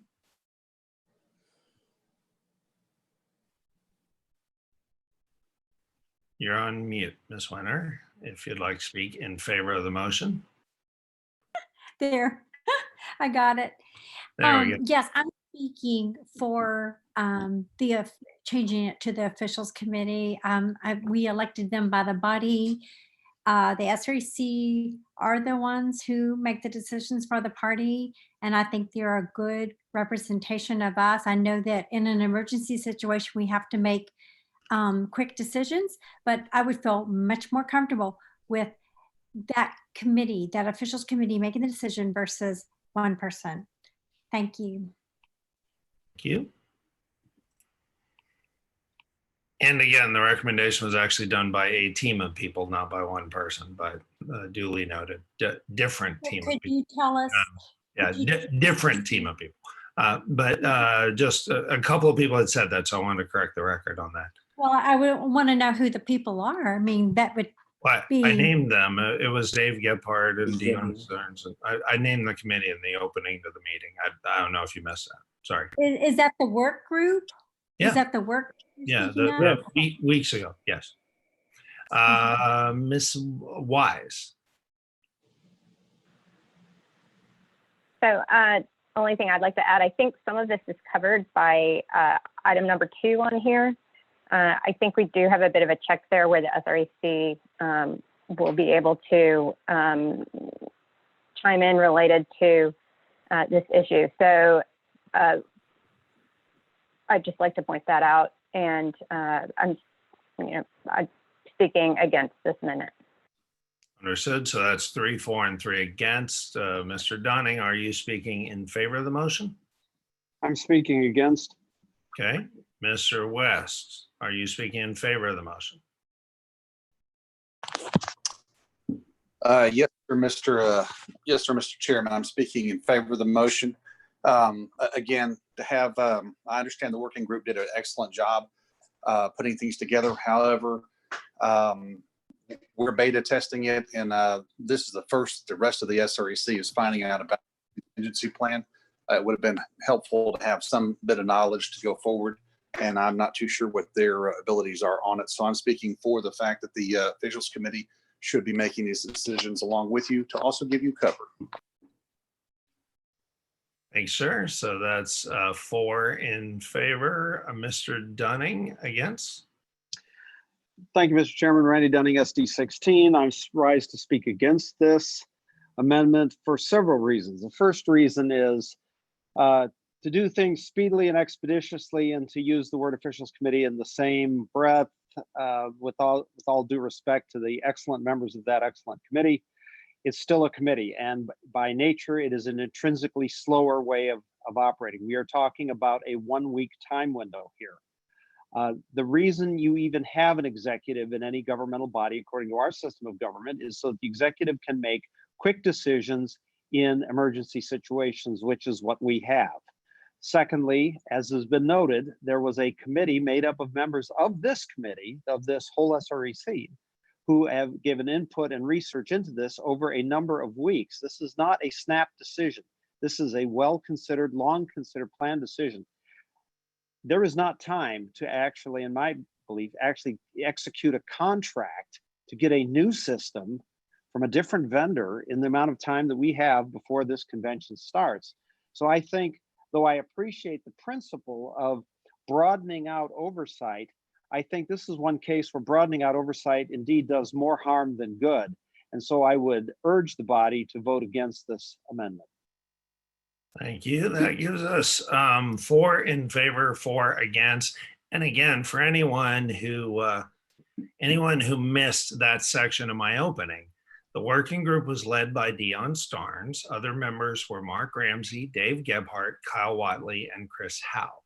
Had multiple meetings and reviewed approaches that other state Republican parties had taken.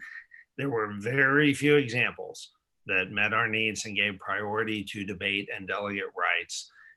Thanks to Dave Gebhardt's diligence and research, the working group ultimately recommended going with multi-meeting pulse, which is what we have been working to prepare. So we got 4 in favor, 4 and against. Mr. McClosky's already spoken on this one, I believe. So that would take us to Mr. Ramsey, if you are in favor of the motion. I am in favor of the motion. Thank you, Mr. Chairman. I trust our current chairman. That's not the issue with me. I understand. I agree with Randy that there may not be any effective alternatives to this particular vendor. To me, it's an issue of simply having more eyes on the problem. 2 heads, 3 heads, in this case, 9 heads are better than 1. And I don't particularly care who the 1 is. It's just that it's always better to have more than 1 opinion on what to do. I think the possible exception of that is what you might consider to be a true crisis emergency sort of thing. And I would submit that if we get down and some elected official tries to pull the plug at even Sunday night, much less Monday, Tuesday, or Wednesday night, at that point, we have a crisis that a virtual convention might not even help. And at that point, we might need to look at other alternatives.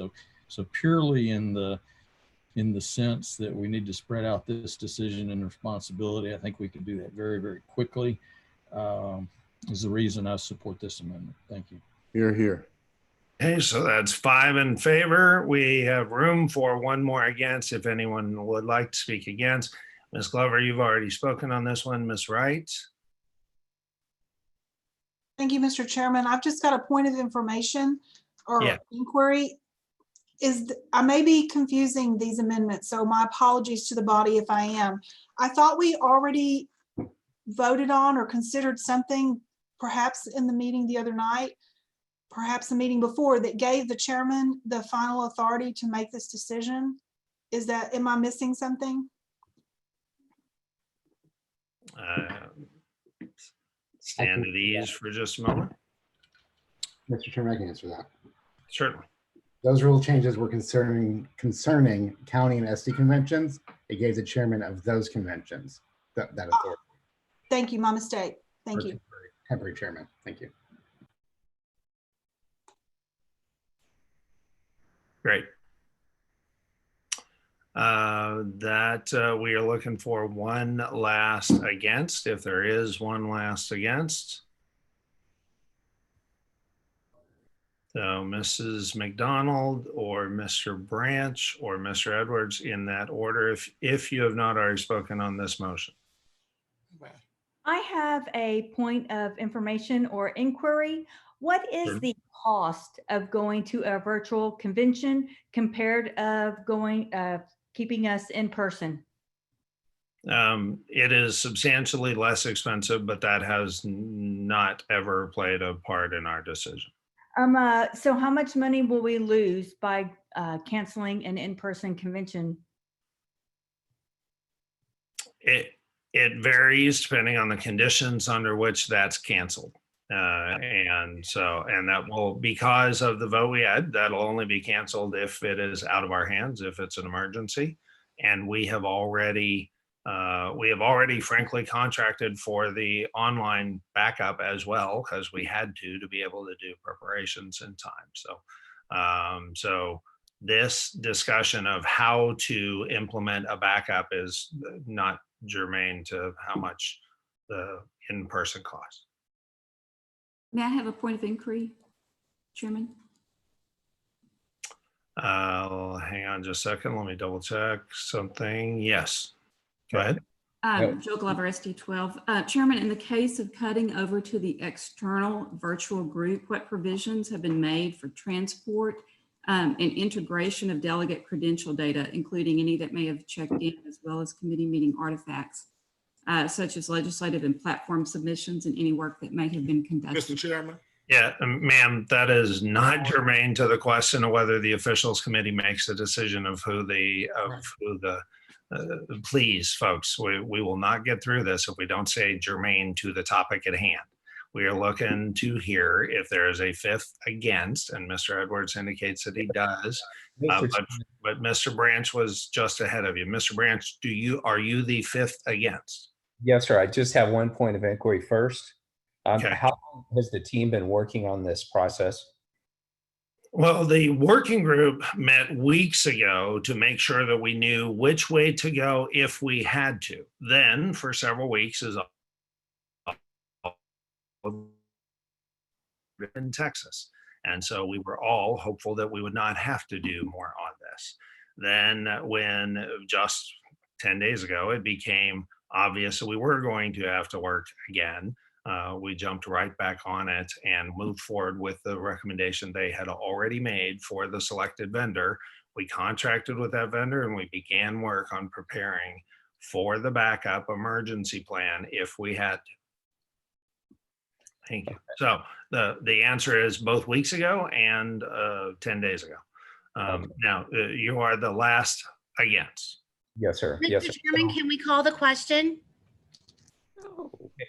Since this is the last against, it would take longer to vote on calling the question than it would on hearing the fifth against. Right.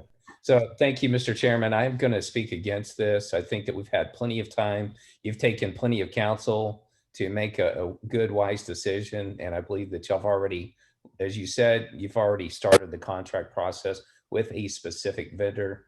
I feel confident in the process with you making the decision. So I'll speak against the amendment. Thank you. Okay, so that is our 4 and 5 and against. And that now brings us to the vote. This is an amendment, so we will do it with the check boxes and the X. If you are in favor of the motion to change from saying state chairman to say officials committee, click the green yes check. If you are opposed to that change, check the red X no. And if you have a proxy, or if you are, actually, I'm going to pull Chuck's hand down because he was the last one. So if you have a proxy, go ahead and write your proxy vote. If you are both voting for yourself and for a proxy, record your proxy vote in the chat window. Record your own vote using the checkbox or the X, either one. And we will be closing voting in 3, 2, 1. So the votes are 30-23 in the box, and it looks like we've got a handful of proxies here. Again, please only vote. So that's no, yes, no, no. So that's not enough to overcome it. So the motion passes, the amendment passes and is retained. So now we are on the motion as amended. Mr. McDonald. Yes, sir. I would request a roll call vote on the motion as amended. Duly noted. Without objection, we will do that.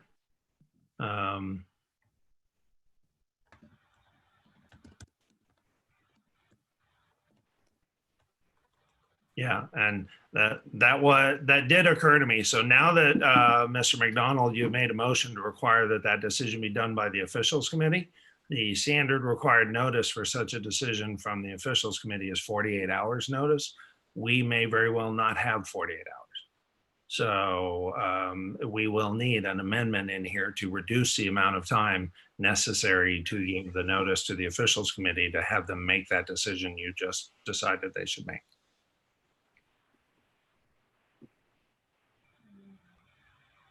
Mr. Chairman. Mr. McDonald, yes. If you're requesting such an amendment, I'm not offering one because I contend that we need 48. Mr. Chairman. Yes, Mr. Edwards. The JTL was ST11. I move to amend to 24 hours. Okay.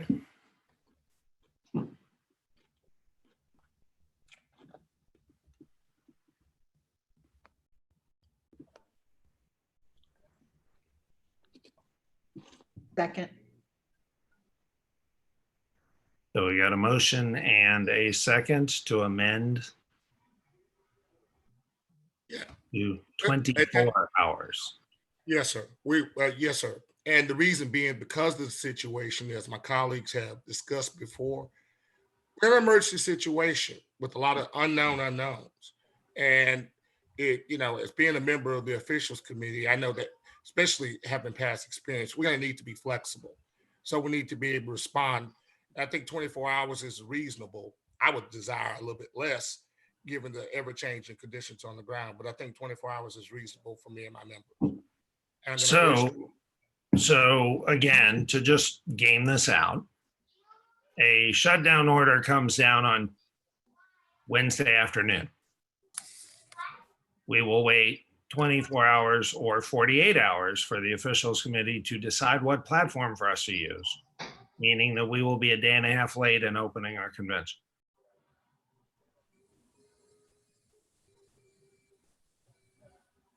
And we will then have 2 hours. I got stuck. Sorry. My apologies. No worries. And I'll be happy to take friendly amendments that would lower that threshold so that we can respond to such a condition. Yeah, no, I was actually alluding to before your suggested amendment, but so. Okay. Point of information. Yes, sir. Yes, and forgive the interruptions, but the hand raising doesn't seem to work quite right. If we got into that sort of a situation where Mayor Turner shut us down, for example, at the last minute, what are the dates, assuming we were going to a virtual convention, if we chose to do that, as opposed to canceling it for some other thing? What are the dates we would have to have that completed by? What I'm getting at is once the in-person was effectively shut down, does that change effectively the dates for us to conduct the virtual convention? It does not. Our filing with the RNC requires that we elect our delegates by the 18th of July and that we submit those no later than the 20th of July. Okay. So we have that as a hard deadline. We have already worked to reduce and streamline the convention. by consolidating all the elections on Friday and by also shortening the political speeches and doing a bunch of other stuff to streamline. Yeah, please mute yourself. Please, whoever that is. Mr. Kessig, please mute yourself. Thank you. Yeah, so we are already taking a bunch of those steps to streamline it. But Mr. McDonald's amendment, which just passed, now makes it so that because the officials committee is actually requires more notice than the SREC, the officials committee would now require 48 hours to decide how to respond to an emergency situation, even if it happened on Wednesday. Mr. Chairman, point of order, point of information. Yes, sir. So Mike McCloskey, Senate District 5. So you're saying even if we're meeting in person, that you have streamlined the agenda to remove some of those items? Yes, absolutely. Per the suggestions received from this committee on Thursday night. All right, sir. Will we be seeing a new proposed agenda for the convention? Yeah, at the same time that you would have seen the other one. Yes. I mean, there's one out there posted on the website. And it clearly indicates it's a draft. Yes. Thank you, Mr. Chairman. You bet. Mr. Chairman, Mark Dunham, SD 29. Yes. Yes, sir. I'd like to ask. I'm sorry. Yeah, sorry. I should not recognize the speaker is not already in order. Mr. Kessig has very patiently had his hands raised. Unless there is a point of information or a point of order. Okay, Mr. Yes, Dunham, sir. It's a point of information. Would it be correct because of the obvious problems of the 48 hours and everything else? Would it be appropriate to reconsider the original motion that we had from changing it from the officials committee to back to the way it was in the first place? So someone who voted in favor of the motion can move to reconsider. Yes. Once we dispose of this. Sorry, Mr. Parliamentarian. Yes. Once we dispose of this amendment by Mr. Edwards. Yes, we do need to deal. Yeah, right now it's not germane because we need to deal with the. Apologize. And Mr. Edwards. So actually, you could actually amend this. Chairman, You I could would like just to- amend this down if you'd like. Mr. Chairman? Yes, Mr. Edwards. If I'm listening to the conversation and the way I'm following it right now, it appears that there's a member who wants to reconsider a previous vote. If that's the case, I'm willing to withdraw the amendment in hopes that said member would like to do a motion to reconsider. Point of order, can't withdraw. I did, Randy. I just got back in, but I cannot hear anything. So, but Susan, we can all hear you just fine.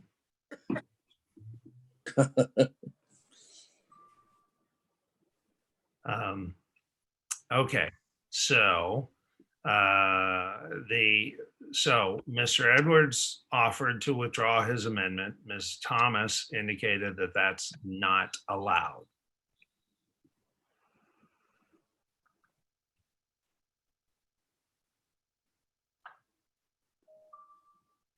That's right. The amendment belongs to the body now. Right. So. And it has been seconded. Yes, Mr. Parliamentarian. You can either put it to a vote to allow him to withdraw without debate. Great. Point of information, but before we get too far down that road, like we've spent about a long time on this already, are we already down to 3 hours consideration by the officials or to hold the officials committee meeting? That's what's on my screen right now. No, that was it's 24. Motion in chat. Right. No, it's 24. Okay, well, I would, if I could amend, I think we can do this. I'll amend the 24 to 4 just to make it easy. Okay, so there's a motion to amend it to 4. Someone said, I'll take that as a friendly amendment, Mr. Chairman. well, And I'll object because some of us have had there our is no hands such raised. thing as a friendly amendment, but there is an amendment. Is there a second to the amendment? Second. Point of order. Yes, ma'am. Let me get my video on so y'all can see me. It's not that I'm against the amendment, but some of us have had our hands raised, and this came in as a point of order or point of information and not as a hand raised. Duly noted. Yeah. So we currently have the motion on the floor is to add an amendment to modify the officials committee notice for their function in this now amended rule to 24 hours. Is there a second for that amendment? Second. There has been. Sorry, my apologies. So there's a second for that amendment. Is there any discussion against that amendment? Ms. Thomas, are you speaking against the amendment? No, I'm not speaking against the amendment, but I would like to make a statement. I would. Yeah, right now we're looking for against the amendment. I'm not going to speak against the amendment, but my hand's still raised. Understood. We'll keep you there. Mr. Norwood, are you speaking against the amendment? Or making a motion? I was originally going to make a motion for 3 hours before my good friend Mark decided to take advantage of his point of order and make it into a motion. But that's cool. So I'll just speak in favor of the amendment as a just to please get us down this road. Thank you. Thank you. And to be fair, we started to go down the road of his amendment. He actually was ruled out of order because it was a point of order. You have the floor. You can make an amendment. We currently have an amendment. So we do or don't have an amendment? We do not. Mr. Howe was anticipating what you might be doing. Okay. All right. I'm going to, I move to amend to reduce the time to act in favor of an electronic convention by the officials committee to 3 hours after a triggering event. Okay. Second. So there we go. Maybe with at least 3 hours notice. So that is an amendment to the amendment. Yes, Mr. Edwards. Second. Okay. Thank you. I thought that's what you were doing. Mr. Norwood, is this accurate?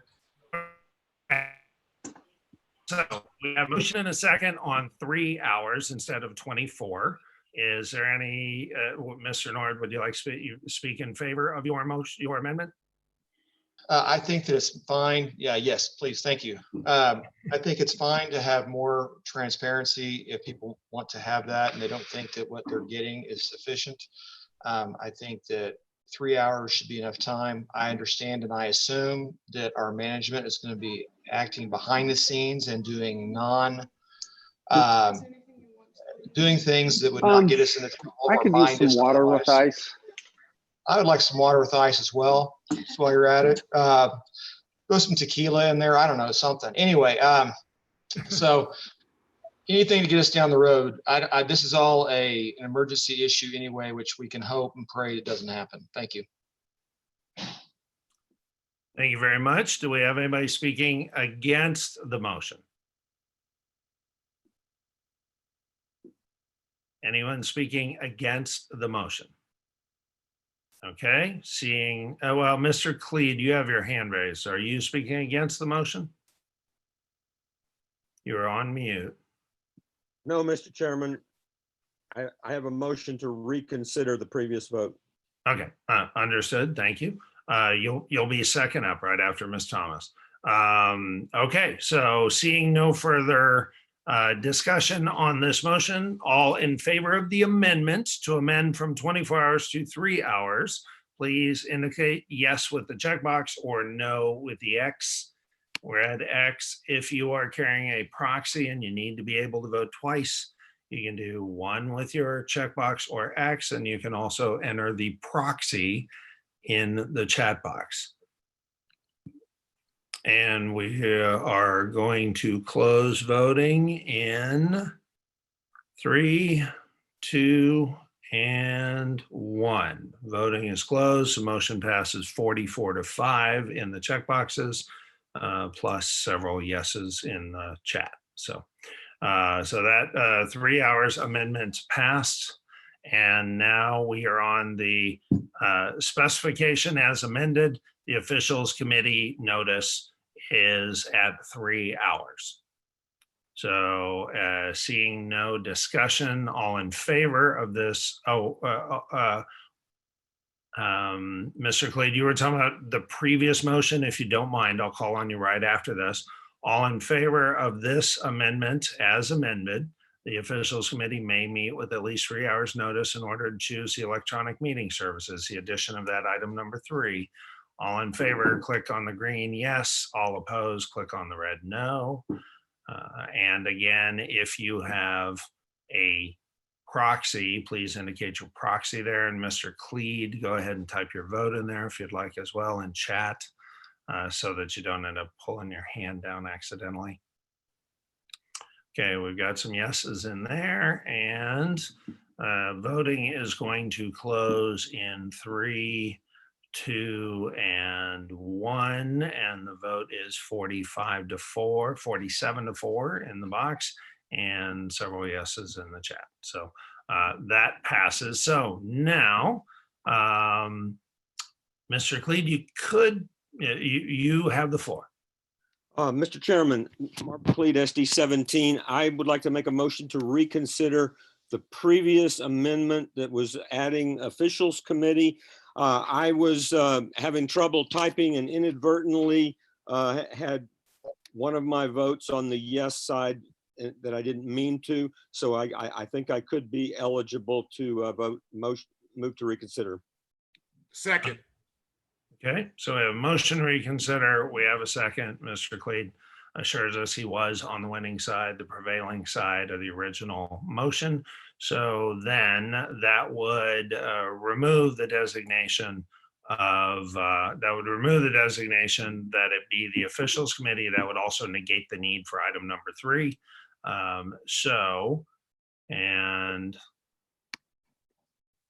Yeah, in fact, actually, that could be the easy way to do it. Just say, or say chairman. No, we'll go back to say chairman. Yeah, go back to say chairman. All right, so now we've got a motion, we got a second. Anyone wishing to speak to, let's start with Mr. Cleed. Would you like to speak in favor of the motion? So the vote, I believe, is just to reconsider, right? Right, this is to reconsider. Okay, I believe we need a little bit more thought on this, based on some of the discussion that we've had on the succeeding concerns, but I would like to go back and evaluate a little bit more and definitely reconsider it. Okay, so that would, so a vote in favor of reconsidering would put it up for vote again. So this is voting to vote again. So thank you. All right, so does anyone want to speak against the vote to reconsider? Yes. Sorry, next would be Mr. Barcroft. Yes, you're up. Mr. Chairman, Jack Barcroft, FD24. Is the purpose of Mr. Cleed's motion to just simply have his vote recorded as an alternate response, therefore changing the vote, or are we actually truly considering wanting to kill the last 45 minutes here? It's a legitimate motion to reconsider. No, his point is you only have the right to ask. You can't just lose and just keep asking for votes again and again. In order to qualify to ask for a vote for a reconsider, you have to have voted on the prevailing side. He simply explained that he did vote on the prevailing side and therefore has the right to ask for reconsideration. That's correct. Thank you. Okay, Mr. Luther, would you like to speak against the motion to reconsider?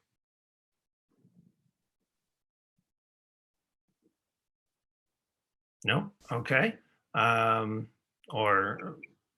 all right, then let's go to Ms. Thomas. Would you like to speak against the motion to reconsider? Yes, I would like to vote to I believe it takes 2/3 vote. It passed strongly the first time. Also, I know I've heard that there's concern that the officials committee will not be prepared. But my suggestion is, best practice is that should this pass, the officials committee immediately start getting information and start getting the information that they need to make an informed decision, so that when it happens, they can make this decision quickly and intelligently. So I am still for someone other than just one person making this decision. This is the SREC. We are giving our authority either to the state chair, or we're giving our authority to officials committee, or we can keep that authority. Now, I'd rather keep it, but I understand in an emergency situation, you need to move quickly. So I think the best compromise is, again, to have the officials committee oversee this. There are already many, not only in the SREC, but in the convention, that are wary of the virtual for many reasons. There have been questions asked here that haven't been answered, that had just been sloughed off. So if I can have my representative on the officials committee, someone I know, someone I trust, who can assure me that things are in line, then I can go back to my people and say, they're good people, they've checked it out, we've got eyes on this, and this should work. Like I said, we're the ones who either will take the fall or will get the glory. And I'm repeating myself now, so I'm for the officials committee. Thank you. Would anyone else like to speak in favor of reconsidering the earlier motion? I would, Mr. Chairman. Yes. Oh, sorry. Randy. Well, I need to take them in order. Ms. Wise, are you in favor of reconsidering? Yes, Summer-Wise, SB 24. I'm in favor of reconsidering. I think we saw how we kind of painted ourselves into a corner there. And I think we need to, in a case where we're in an emergency situation, where you have to act quickly, where you've got to hit the eject button, you don't have time to meet as a committee. And that's when you make an executive decision, and we need our top executive to make that decision and move on, and so that we can get to the business of switching gears however we need to do it. So I would encourage everyone to vote yes to reconsider this previous motion. Thank you. Thank you.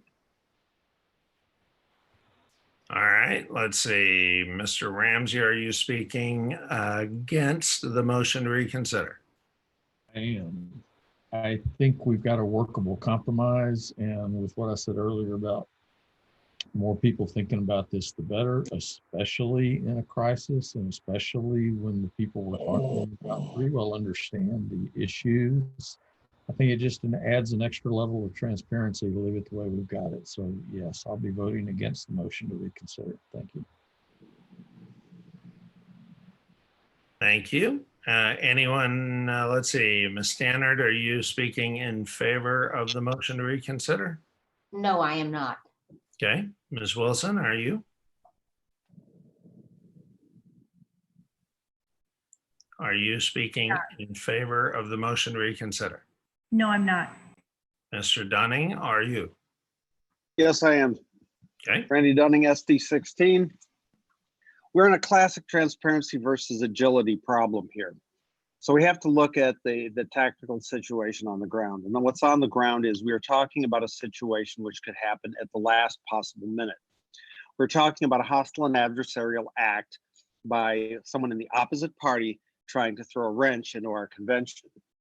I believe at this time we need to have the maximum agility to do this.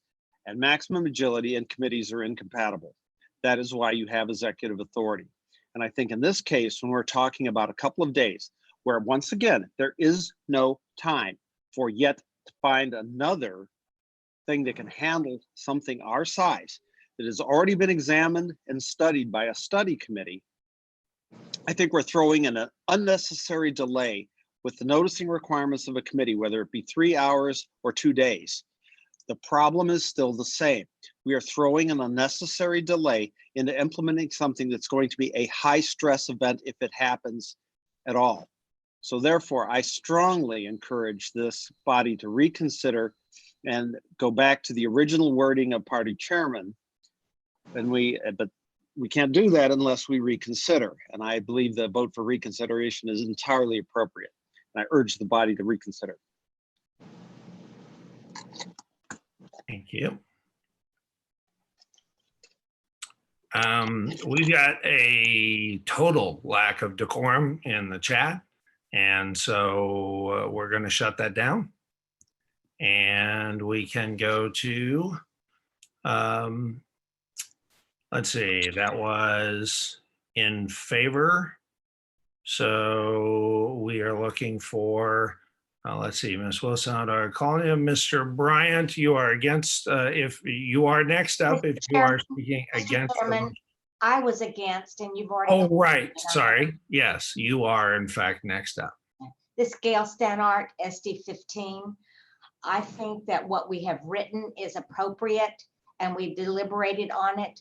I think that the officials committee in the future will be brought in much earlier in the process than they were this time, although some of them were brought in. And I think this is a rule that the next convention will look at very carefully. And in the situation that we are now in, I think that it does not hurt for the chairman to have the other members of the officials committee available. They are available. That's what they do. They're trained. They're aware of the situation. I think 3 hours notice is plenty, and they would be already working on it now. So I would say, please vote against the motion to reconsider. Great. And then, so that's 2 each. Do we have another in favor of the motion to consider? Mr. Bryant, you've already said you are against. Ms. Winter, are you in favor of a motion to reconsider? I am against. Okay. Let's see. So, looks like everyone's hands went down. I'm not sure why that happened. But we are waiting for someone in favor of the motion to reconsider. And if not, then Mr. Morales. Thank you, Mr. Chairman. In times of situations like this, when you're in an emergency, you try to do all your plans and contingency ahead of time. And you do that with the committee, you do that with executive management. But when you're in this situation, you need one person to speak. You do not have time for a committee. If it's flying a space shuttle with a satellite, all that information was given ahead of time. If it's putting your troops out there, you have a contingency plan. You have the contingency plan. We should allow you to execute it if required. Thank you.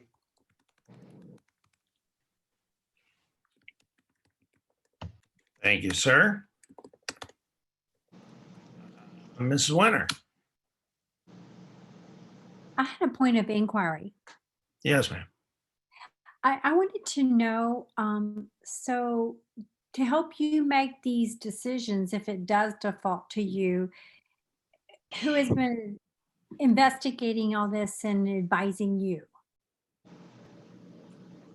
So the working group that chose the only system that they found that actually met our needs included Dion Starnes, Mark Ramsey, Dave Gebhardt,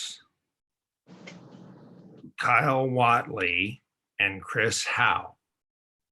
So that is a combination of staff, SREC, very technical volunteer, and officer. So my next question is when was the last time the working group met to as a committee? Oh, the working group met as a committee for the last time once they had a recommendation, and that was weeks ago. And we filed that away to save it until we needed it. And for the 4th time tonight, It was about 10 days ago when we decided we needed to get that out and get prepared. And that was a decision of the whole working group? No. That was our need to be prepared should we need to do it. Just as there is no working group that decides a whole lot of things we do operationally. Okay, thank you. You bet.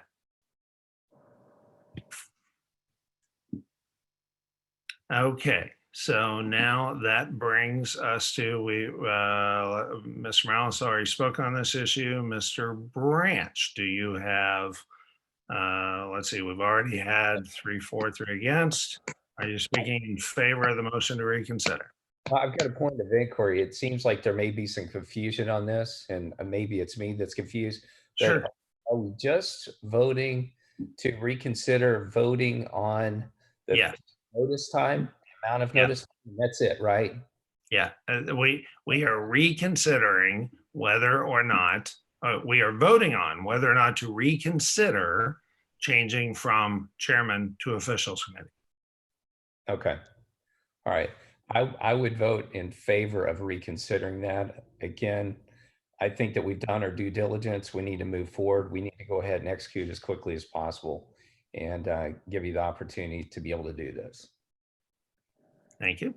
Anyone else? Let's see, that was Mr. Branch. Ms. Glover's already spoken on this, I believe, a couple of times, or what? No, one time on this. Ms. Wilson, you just spoke. Let's see. I did not just speak. You asked me if I was for or against. Oh, right, yes. So you're next up on the agenda. No, and then you took my hand down, so. Right, so now you are against. Yes, I'm against reconsideration. We spent 45 minutes deliberating this. I feel like it was a solid majority vote. And I really feel like it will just fall along kind of philosophical lines again on whether or not there are some people like myself that feel the SREC directs the party. Those people supported that. And I mean, I don't see a big change in this vote. I just don't see why we have to deliberate this one more time. Thank you. So that is 4 in favor and 4 against. We have room for one more if anyone else would like to speak in favor. Ms. Thomas, are you in favor of reconsidering?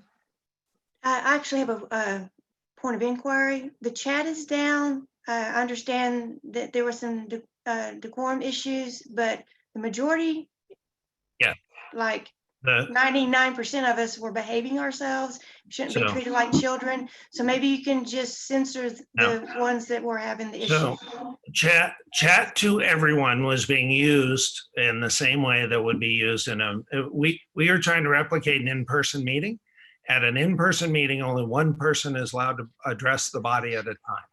That is not what was happening in chat. Numerous people were addressing the entire body at the same time, as entirely inappropriate in a meeting being run according to Robert's rules. So it is clear that the function was counterproductive to our desire to run a meeting according to Robert's rules. So you took it down not because of decorum issues is what you said, but you took it down because it violated decorum includes not yelling out in the middle of someone else's speech. Okay, so we've always used chat. So just now, all of a sudden, it's against the rules. So I'm not understanding. I find chat very helpful. Yes, but you are welcome to use chat, just as you are in our in-person meetings. You're welcome to use text and anything else you use. But what we were finding, I can go through here and read some of the things were being yelled out in the middle of people's things. No. And we can talk about that for a while, or we can just run the meeting like we would an in-person meeting. Yeah, but all the other Zoom meetings have had chat going, and because there's 1 or 2 people that have issues, the whole group has to suffer and do without the chat. What we found is that as the meetings went on, more and more people used more and more interruptions. So it was starting to become a very bad habit. and was long past the point where I should have called decorum a long time ago. Mr. Chairman, can I have a How's it point gonna of work? Now I that's it. disagree with that. That is, Mr. Chairman? yeah, I have a point sorry, of inquiry. again, When- as not the germane. Yeah, again, You ruled on that. let's, It's final. sorry, let's, yeah, let's keep order and decorum, please. And we have finished all the input apparently on whether or not to reconsider. So now it's time to vote on whether to reconsider. This does require 2/3. Therefore, we will be doing it in chat. You can, by the way, all the members can still use chat. You can use chat to submit your things to the group, but that's it. So,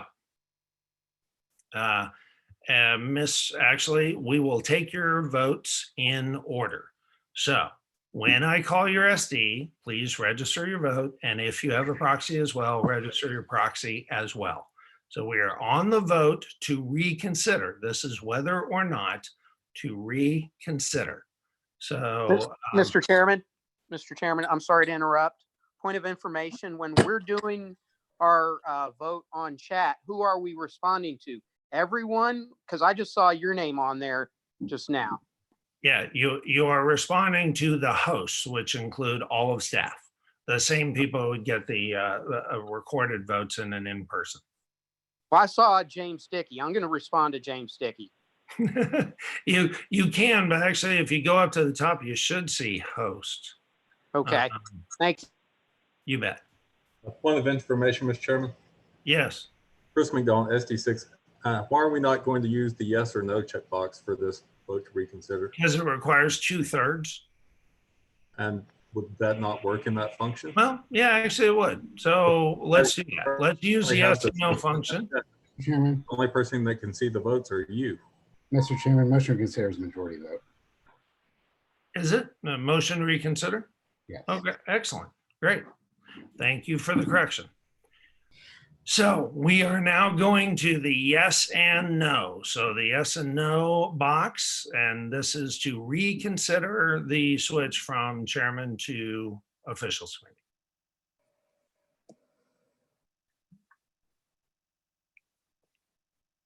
And yes, if you have a proxy as well, just go ahead and send that in the chat.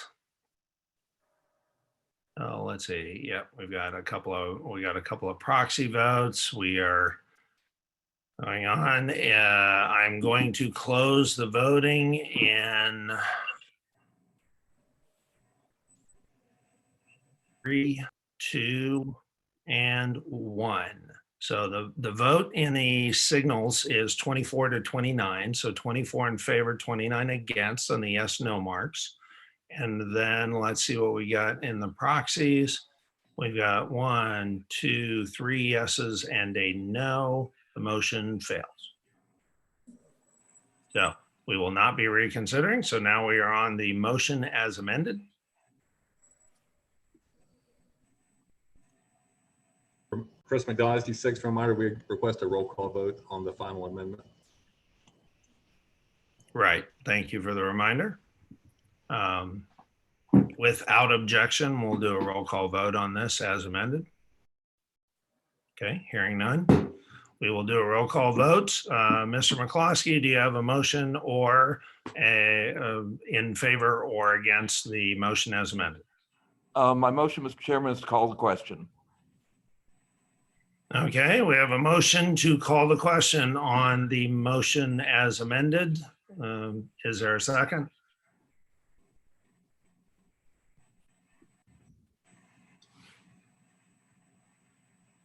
Second. Okay, there's a motion and a second. We are going to do this vote, and it does require 2/3 to call the question, and that will do the yes and no. So check yes if you want to call the question on the motion, so that we can then move immediately to voting on the motion as amended, and no if you do not want to move immediately to voting on the motion as amended. So, and if you have a proxy, again, do the chat. Mr. Chairman, I'm sorry, I'm confused. Can you explain one more time what we are voting on? I am so sorry. Yes. Are we voting on whether to call the question? Is that what we're voting Yes, on? we are Yes. voting on whether to call a question so that we move immediately to then voting next on the motion as amended.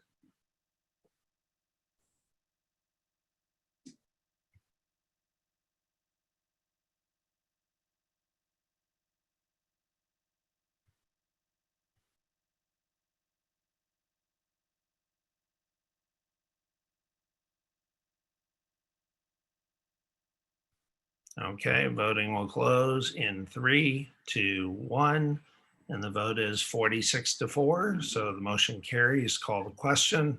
We are now voting on the motion as amended. Mr. Branch, do you have an interrupting motion? If not, we'll be moving to the motion. Yeah, I just want to let everyone know that if you look on the participant box, you can scroll down to see how people vote instead of having to just go into the chat box. Understood. Yeah.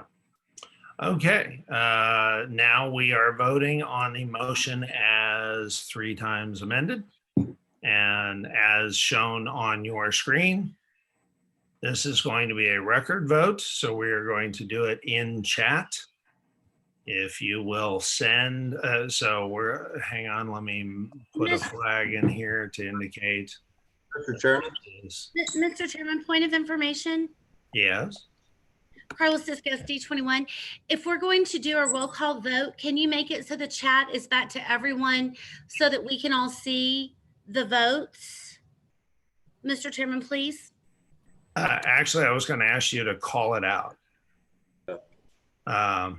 So we are going to actually, we're going to do SD1. If you could each call out your vote, please, and type it into chat so that the secretary has a written record. Or if you will just type it in, I will read it out for you. Okay, so 8, please. Yeah, SD1, Bob Kessig and Sue both voted yes. SD2 is next. SD2. Yes. Okay, we've got a yes from 2 yeses from SD2. Everybody, please wait till I call your SD. Oh. SD3. SD3. Okay, we got from Mr. Covey, SD3.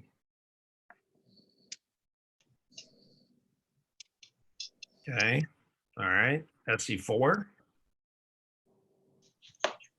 SD4. Mr. Covey was a yes, his counterpart did not vote. SD4, so far no votes from SD4. Chairman Yeah. Dickey, Allison Winter, Senate District 4.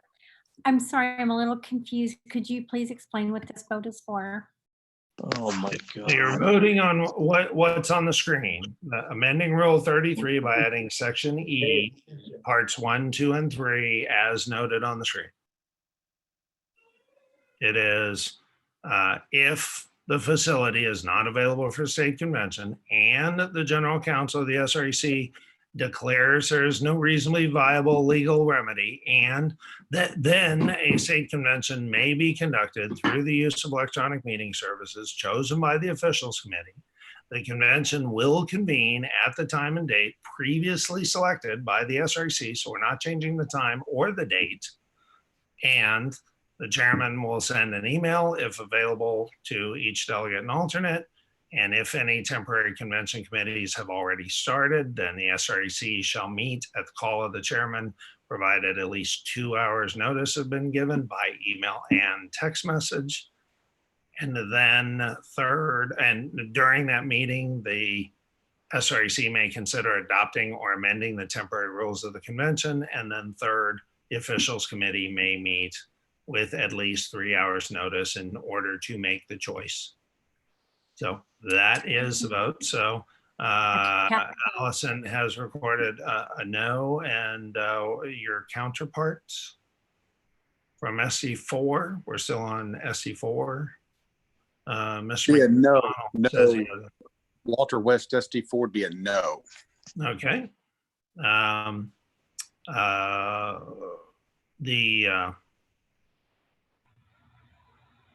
Sorry, Mr. McDonald says he has a point of information.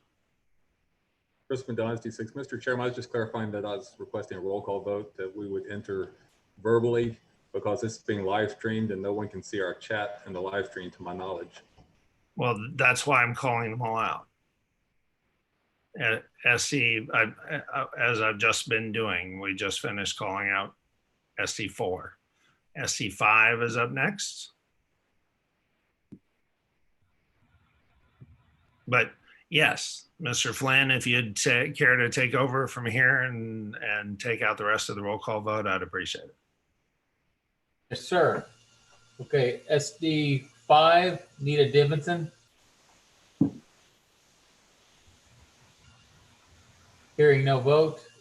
Mike McCloskey. I voted yes. Susan Patrick is for Nita Davidson. If you call her name, please. Susan Patrick. I voted yes. Don McDonald. No. Chris McDonald.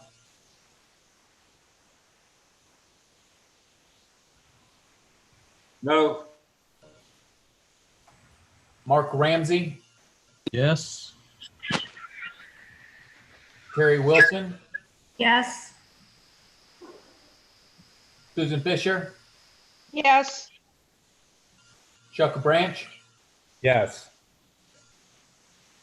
Ann Gephardt. Yes. Steve Atwell. Yes. Proxy for Steve Atwell. Susan Wright. Yes. Warren Norred. Yes. Tanya Robertson. No. JT Edwards. Yes. Jill Glover. No. David Halverson. Yes.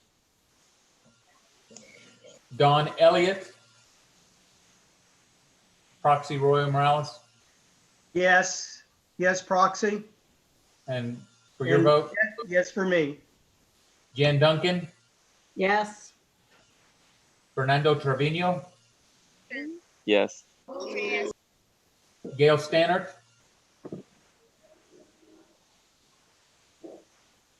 Yes. Virgil Cruz. Yes. Susan Fountain. No. Randall Dunning. Yes. Marvin Cleave for Kathleen Wall. Yes. And then Marvin. Yes. Edie Sinclair. Yes. David Luther.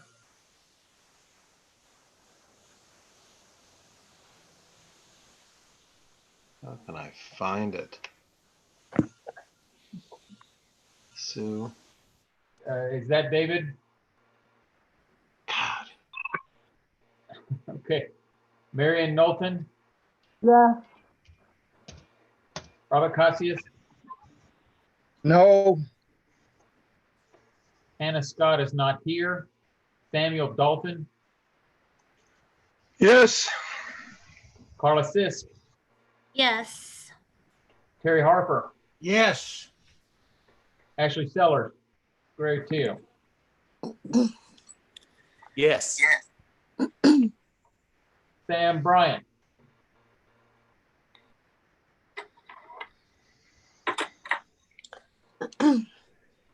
Leslie Thomas.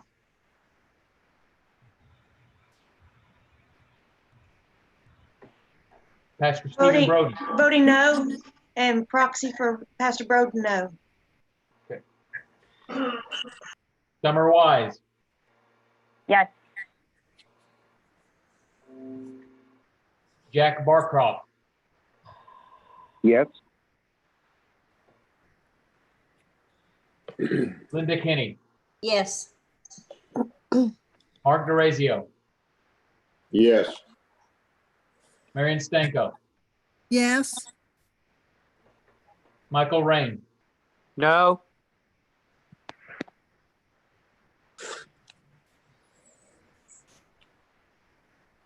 Morgan Graham, Yes. James Zavalata,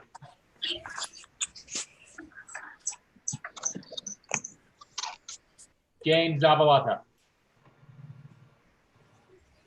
Neva Haney, Yes. Drew Bullard, Yes. Barbara Carrasco, Yeah. Mark Dunham, Yes. Dion Starn, Yes. Britton Brooks, Yes. Rhonda Lacey. Yes. And yes for proxy, Tom Roller. Okay, I didn't get the proxy. That's the first I've heard. I have a vote of 47 to 10. Thank you. Ms. Evenwell said if her vote was recorded as yes, she wanted to switch it. That does not change the outcome, but it will be noted accordingly. She wants her vote to record as no. And so the rule change passes with the necessary 2/3. Are there any further motions on rules changes per the notice of the meeting? Mr. Chairman, JT, it was SD11. Yes, Just Mr. real fast, Miss Lacey's, Mr. Roller's proxy to Miss Lacey is good. Excellent. I'm sorry I didn't notify you, but this was done 30 minutes ago. Thank you. And this is Bob Kessig. I changed mine to no. Okay, duly noted. Still didn't change the, actually, the vote has already been recorded, so that's actually out of order. Without objection, I'll take it anyway, but we are past. Well, why don't you look at my, can you tell me that if it recorded it, because I did put the no in after the yes, does it show? Yeah, no, we frown on multiple votings. I would suggest you do what Mrs. Evenwell did, which said, I want to change my vote to no, please. That's what she wrote. And that's how I knew that's what she wanted to do.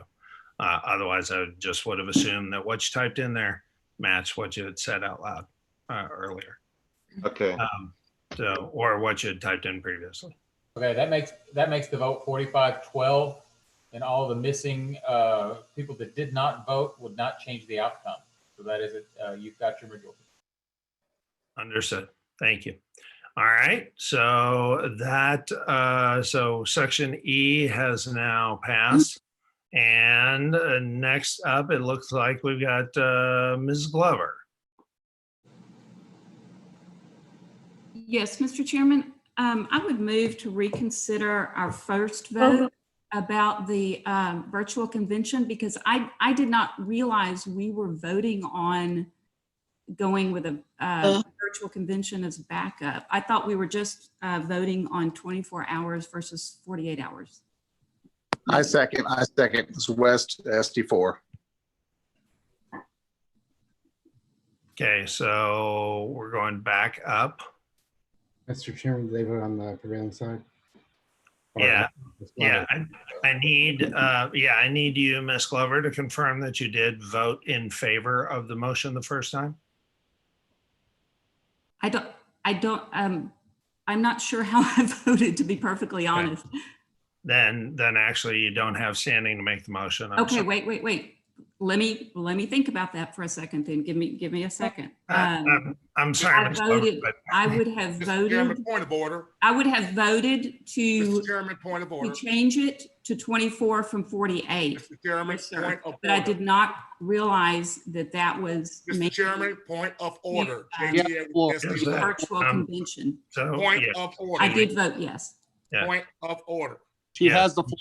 Mr. Edwards, you have the floor. Thank you very much. Decorum, and then I'm not so sure Ms. Glover actually recorded her vote. Can we verify that? Not No. their part? I do not believe so, because I believe it was not done as a record vote. It was done as the yeses and nos, and that cannot be verified.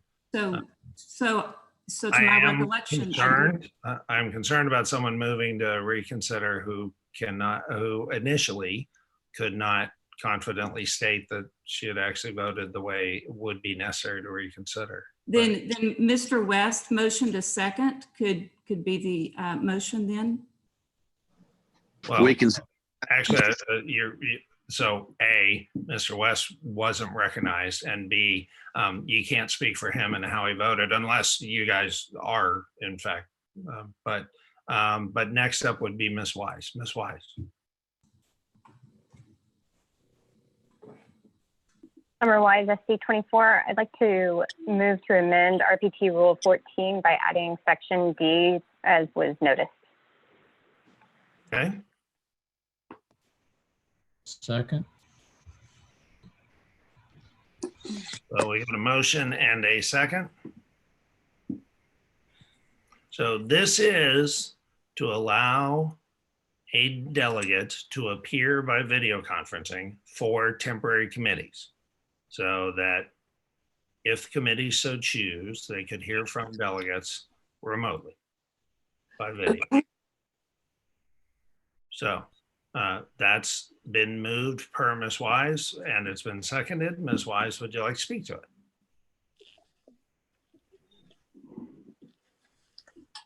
Mr. Chairman, point of information.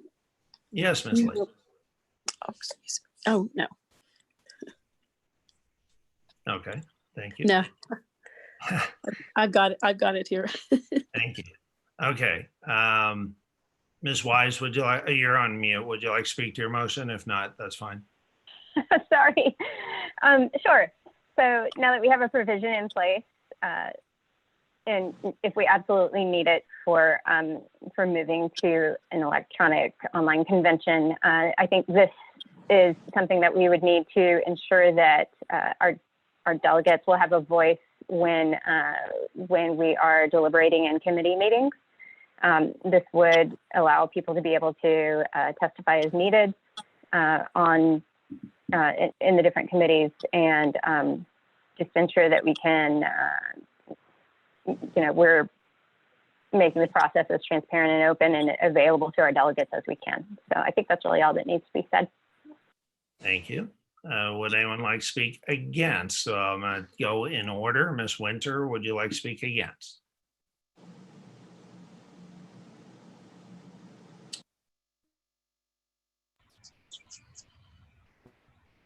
I have a point of inquiry about this. Is this just speaking of whether it's in person or virtual? Actually, this is neither of those. This is allowing the temporary committee to allow delegates to appear in front of them by video conferencing. Okay, so it affects either one, possibly. It actually would only be necessary if you were having in person. Okay, thank you. Okay, that's Ms. Winter. So, Mr. Ramsey, are you speaking against? No, I'm speaking for. Okay, I'll save you to the next four. Remind me, Mr. Cruz, are you speaking against? I have an amendment, Mr. Chair. Okay. I hope it's a pretty simple one, but I would move to strike delegate and replace it with delegates and alternates.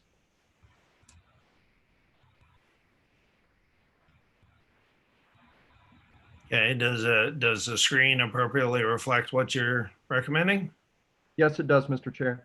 Okay, is there a second? Second. Great. Brandon Lenning, So SD there's a 16. motion and a second. Mr. Cruz, would you like to speak to your amendment? I would not. Okay. Would anyone like to speak against Mr. Cruz's amendment? I would go in order. Mr. Dunning, Mr. Barcroft, Ms. Fisher would speak against the amendment. Mr. Chairman, Jack Barcroft, SD24. Today, I mean, what does this change versus what reality is today?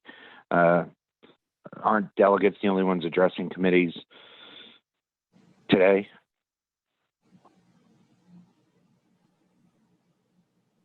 Is that true? Hello? Yeah, I have, on the committees I've been on, we have heard from both delegates and alternates. That was 2016. Then okay, then I'll speak in favor. Sorry, Okay, thanks. so I'll save you. Thank you. Ms. Fisher, are you speaking against? I am asking a point of information. Yes, ma'am. Does this apply only to delegates, or if a committee member has decided not to attend the convention, could they be on the committee by video?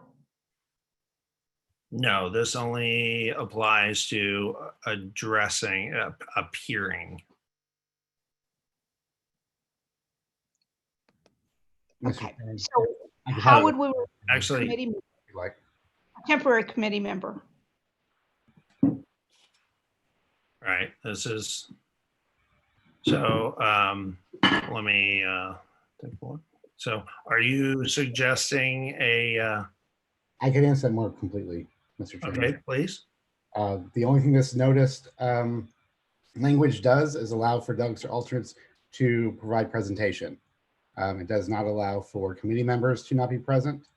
If a temporary committee would like to allow remote committee members to participate in discussion, that's up to them. That is not included in this language. Allowing a remote committee member to vote would not be allowed, nor could a temporary committee allow them to vote. Thank you. That answers my question. Thank you. All right, seeing no further, no one else to address the body on this topic, we're going to go with the yes and no symbols. This is an amendment, the amendment to say delegates and alternates instead of just a delegate. All in favor, press the yes button. Mr. Chair? All against, press the no. Yes, ma'am. Joe Glover, ST12. Would it be possible to move? Voting has begun. Okay. All in favor, hit the yes button. All opposed, hit no.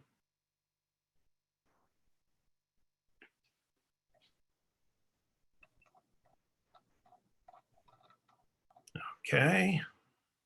And we are closing voting in 3, 2, and 1, and the motion carries 47-4.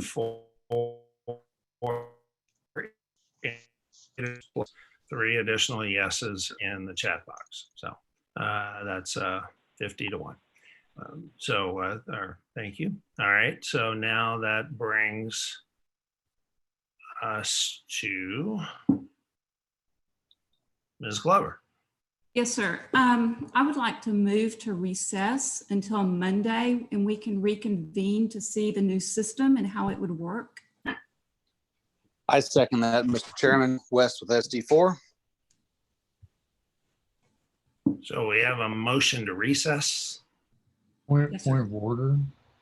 Yes, Mr. Ramsey. In order. Yep. Stand at ease for a moment.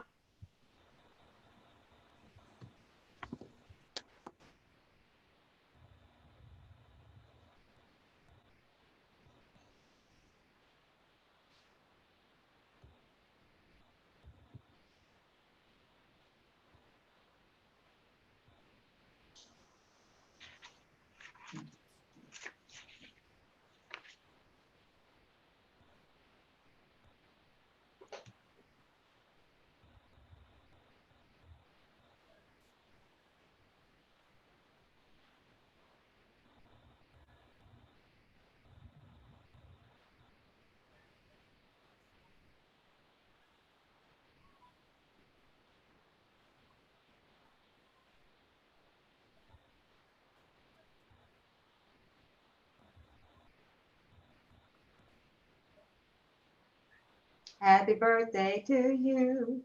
Happy birthday to you. Happy birthday, dear Virgil. Happy birthday to you. Mr. Chairman, point of order.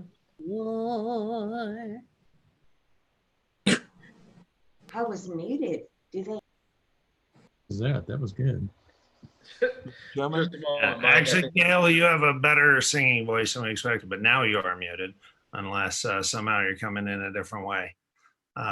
So yes, everyone, please stay muted. Okay.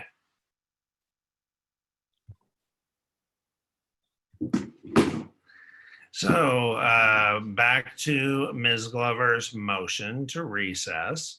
Recessing is in order. So it's a motion to recess. So it's very simple. It's not debatable.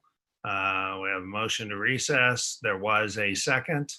So all in favor of the recess, click the yes button. All opposed, click the no button. And of course, if you have a proxy, please indicate that in the chat. So this is to recess. And Mr. Chair, I just wanted to clarify that it is to reconvene in the new system to demonstrate that it can be brought up quickly and work for this body. Yes, I understand that's what you're saying. That's actually not the motion. The motion is to recess. And the vote is 21 to 24, 25. And I'm getting some more in chats. And so, and I'm closing the vote in 3, 2, 1. And the motion fails, 22-20 in the chats. Plus no, yes, no, yes in the chat. So, Mr. Chair, motion I'd like failed. to make a new motion to recess until Monday until we can reconvene using the new system to test that it works. It is out of order to actually make the very same motion twice. So It's not the same motion. It's a different actually motion. it is. You just used exactly the same words to recess. Mr. Chair, you just told me that I said what you're I out of order. adding was a second motion. Who would you like to I FaceTime said with? you're out of order. The motion has already failed once to recess. Sorry. The motion Mr. Chair, has failed. I'm making the motion to recess to reconvene using the new system. You said Adding that extra was a different conditions one. on the motion to recess does not make it any more in order than it was a moment ago. Sorry. Why? The same motion, the motion that just failed, please have the respect for your fellow members to not pass the same motion to not attempt the same motion multiple times after you've already lost the vote, please. Now, any other motions before the body? Yes, Mr. Ramsey. Yes, Mr. Chairman, this may be more of a point of information to begin with, but may turn into a motion, and that would be, would the committee chairs have discretion as to how much time, how many were testifying by video conference, perhaps if any were going to testify by video conference, those sorts of things, because I would not want, this is kind of a managing expectations thing, I would not want for 1,000 people to think, oh, we can stay at home and still testify before the Legislative Priorities Committee when that's not practically speaking possible. And so if we would not already have discretion, and maybe in the interest of clarity, we should consider an amendment, but I guess that would be directed to yourself, or I forget who made this particular motion, Ms. Wise, maybe? Again, Mr. Ramsey, kind of to paraphrase on Ms. Thomas' comments earlier, it is important that we recognize the source of applicable authority, and the convention has the overriding authority. The temporary committees have the overriding authority of their own activity. This is a start amended rule, but all of the other discussion of when should a committee hear the testimony and stuff, that really is best for that convention body, that temporary committee to decide. Okay, I would suggest a small amendment then. Certainly. The amendment would be at the end of where it says video conferencing, before the period, simply add subject to the discretion of the state committee chairs. And I'm not married to that. I'd second that. I'll second that. I'm not married to that language. If anybody's got some friendly amendments, I'm open. So we have a motion and a second. Thank you very much. Would you like, Point of order. Yes. Discretion of the Point of order. Yes, ma'am. So is that within the scope of this amendment? I forget the exact terminology to use here. Yes. Yes, this was in scope. Yes. Okay. Whether this okay order is still a question I have for Mark to make sure he's making the distinction. I think he is. So currently, without a rule adoption, the committee can decide whether or not to allow video conferencing testimony. The way you have it here is that the state committee chair, or the committee chair themselves would be making that, and that should be temporary, correct? Yeah, that's correct. Subject to the discretion of the temporary committee chairs. But you want to take that ability out of the hands of the full committee. Point of information. No, that's not. Point of information. If I can clarify this first. Yes, please. I asked because if you're not giving it to the temporary committee chair, then your motion is the same as voting down the amendment as is. Yes. All right. So, there are three choices here. One, the amendment as it was a moment ago. Two, the amendment with your addition, which limits it, instead of being the full committee's decision, to only being the chair's committee decision. I could live with that. I'm looking at it time-wise. These committees have an enormous amount on their plate, and we've gotten through 3 votes. There are 3 choices here. One, the amendment as it was a moment. Everybody's playing out loud their YouTube feed. The amendment with your addition, which limits it, instead of being the full committee's decision. Let's stop that. Chair's committee decision. Thank you. Point of information. Okay, back to Mr. Ramsey. I'm looking at it time-wise. These committees have an enormous amount on them. Whoa, that was about a minute delay. Sorry. Yeah, go ahead. You were saying the committees have an enormous amount on their plate. Well, okay, maybe I don't understand the intent of Ms. Wise's original rule change here. As worded here, this would require them to adopt a rule that does allow, the parameters of which is open to the committee still, but requires them to allow delegates and alternates to appear by video conferencing. They can say 15 seconds, they can say just as though they were in person. Okay, so that YouTube delay thing, I don't know what that was all about, but one, I'll restate that I think this is going to eat up precious time on the committees, that the chair is perfectly capable of coming up with some kind of wording that would permit this. I was actually intending on doing this anyway on my committee, and I don't think there's anything that would restrict us from doing that even now. However, what I'm concerned about is that you could end up with people being disappointed because they ran out of time to testify, and yet the rule says that allow them to do that, and they wouldn't be allowed to do that. So I don't like this particular wording from the committee time aspect and from the wording of allow. I think something a little bit more permissive would be better. That was the reason for my suggested amendment. Maybe after hearing that explanation, Chris, maybe something instead of allow might be more appropriate. But I'm open for suggestions. It's treating Point them of as information. Terry? Oops, sorry. Not my Point of call. information. Yes, ma'am. If I'm understanding Chris correctly, and if I'm reading it correctly, I don't think that's what the motion maker wants to do. If you're concerned about time, you could say something that the, temporary committee chair has the ability to make the rules according to time and how long and the number of participants.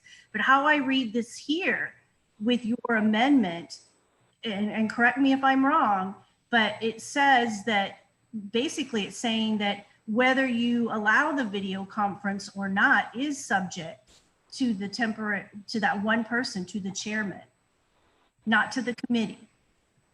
And I don't think that's what you mean to say, is it?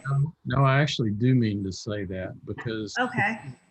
committees, at least 3 of the committees run on a very, very short time frame. I don't want us to, number one, have to waste 30 minutes or an hour crafting the rule to begin with, and then number 2, having to have some minimum of 20 video testifiers or whatever we came up with as a rule. I think that's the type of thing that properly belongs in the hand of a committee chair, just in the interest of being fair and trying to get to everybody.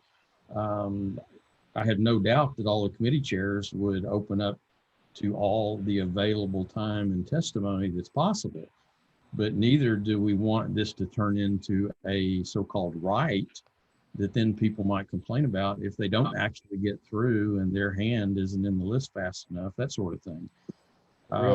That's why I'm concerned about the word allow, I guess, is where it really comes into, that if it's a more permissive language, I'm good with it. I still think the chairs should just handle it, but real quick, the power to do any rules whatsoever rests in the entire committee, not the committee chair.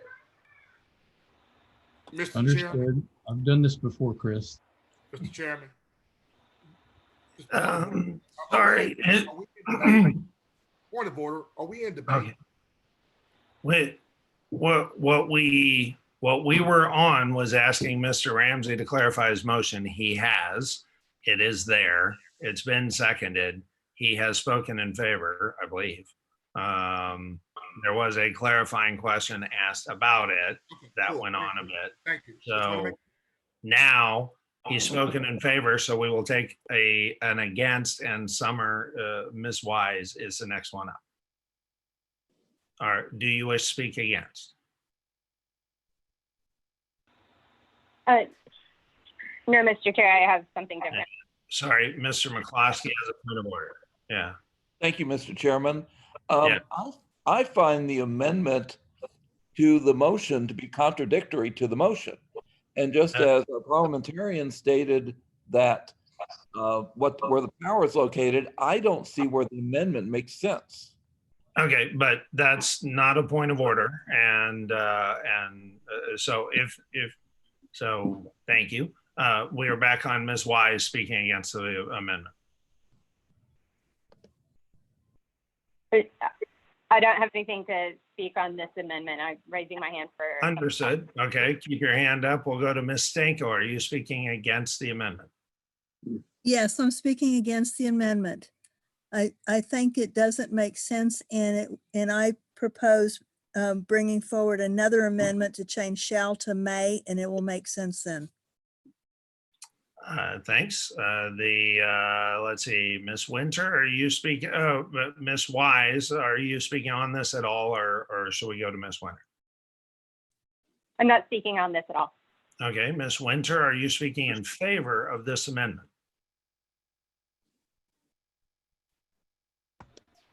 Ms. Winter?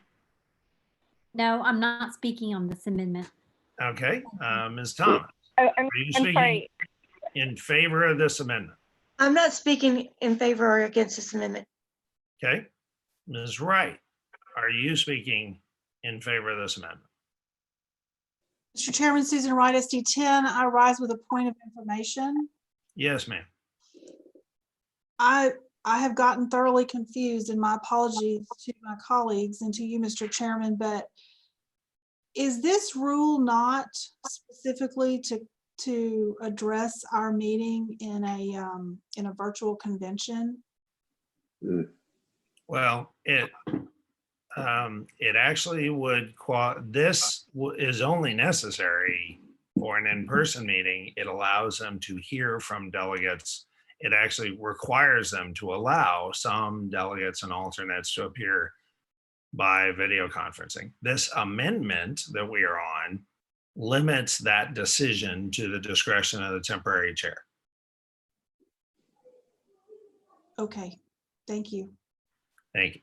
Okay, so Ms. Wise. Okay, now I am speaking on this amendment. I have an amendment to the amendment. I'd like to add the phrase "as time allows." So subject to the discretion of the temporary committee chairs as time allows. Was that your intention? Yeah, let's see. Let me make sure there's not a better spot here for it. You could put it at the beginning, as time allows, comma, temporary committee. I think that might sound a little better. So as time allows, comma, subject to the, is that, is that within the scope of this amendment?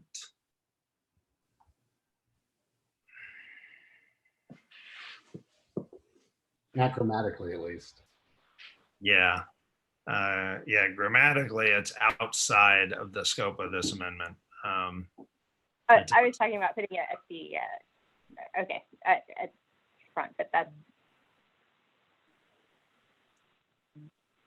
okay.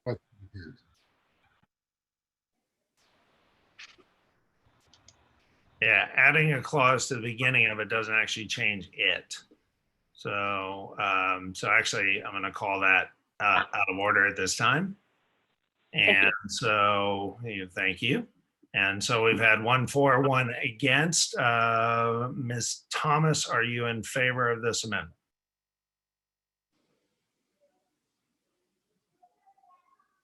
I'm not speaking to this amendment at all. Okay. Mr. Cruz, are you in favor of this amendment? I'd like to speak against. Okay, we'll save you for the next against. Mr. D'Orazio, are you in favor of the amendment? I have a point of information. I'm in favor, but is this amendment also in person, or does this just apply virtually? This actually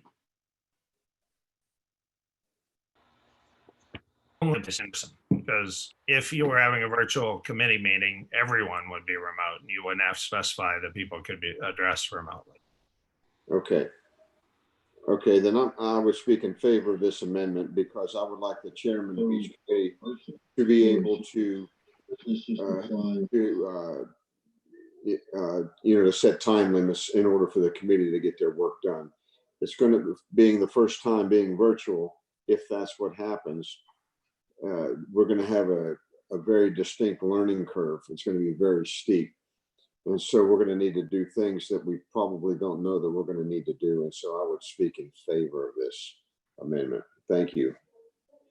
Thank you. Mr. Cruz, against? And with all due respect to my fellow committee chairs, I would advise my other colleagues to vote against this. And I think inherent to adopting rules is that you either give broad discretion or very narrow discretion. And I think if the committees have a set of rules that works for them, they can empower their respective chairs to use his or her discretion. And I think the problem goes away. So I think requiring that your committee do something that their chair likes, while I think that would be nice, I think ultimately, I think the entire committee ought to adopt its own rules of procedure. And that avoids this internal contradiction between saying the committee shall adopt, but at the same time, the chair has to also approve it. So I'm gonna vote against. Great. Anyone else? Let's see, in favor, Mr. Harper, you speaking in favor of the motion? Mr. Chairman, Terry Harper, SD 21. I have a point of order. Does this not create a hybrid convention? So it does not, because it does not allow anyone to vote or participate on the committee. It allows people to provide testimony to the committee. It does not allow anyone to vote remotely. Thank you, sir. Or debate. No, thank you. Okay, so let's see. Information, point of That's Mr. information. Harper. Oh my God. Point of information. Does not the committees already have the authority to develop this rule if they want to allow delegates and alternates to appear by video conferencing? Cannot the current committee already decide this? Yes, they could. This So requires why are them we to. doing this? Because this requires them to. The convention, the committee, temporary committees of the convention shall adopt rules. Okay, instead of that may. allow. Okay, thank you. You bet. Now, again, that's actually not a germane question on the amendment, though. So please keep it tight, germane to the topic. So we are on subject to the discretion of the temporary committee chair, limiting the decision to the chair, not to the committee as a whole. That is the motion on the floor. Seeing no further discussion on the amendment, all in favor of the amendment, limiting the discretion on this to the chair, say yes, click the little yes button. If you have your hands up and you want to keep your hand, you need to keep your hand up for some other issue, chat me your vote and I'll have it that way. Otherwise, click yes or no. And we'll take a little bit more in voting. And a little bit more. Let's see, we've got a couple of proxies have come in.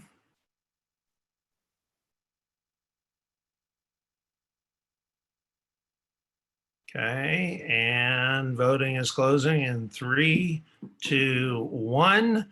In favor is 13, opposed is 36, plus a couple of each in the chat. So the motion fails. We are back to the amendment as proposed by Ms. Wise. Thank you. All right. So we do have some folks with their hands up. Let's take Ms. Thomas. Ms. Thomas, you're up.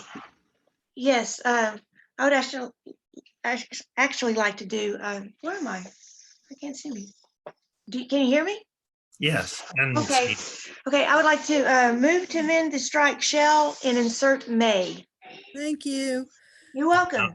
Actually, that would have the effect of voting against this amendment. The committees already have the right to do this if they choose. Voting against the shall is the same as voting against the entire amendment. Okay, thanks for the information. You bet. So now we are on to Ms. Wise. I'd like to make an amendment to add as time allows to the end of this amendment. Okay. So as adding the words as time allows, is there a second? Second. Second. Okay, we have the motion and a second. Would you like to speak to it?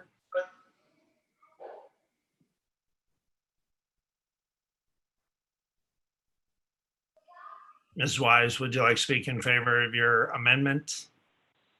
I'm sorry. I think this addresses some of the concerns that we had earlier about the amendment, and looking at whether it might bog down the committee process. And if there's a concern with that, then the committee will be able to, you know, opt not to do this if it's not going to be something that is manageable.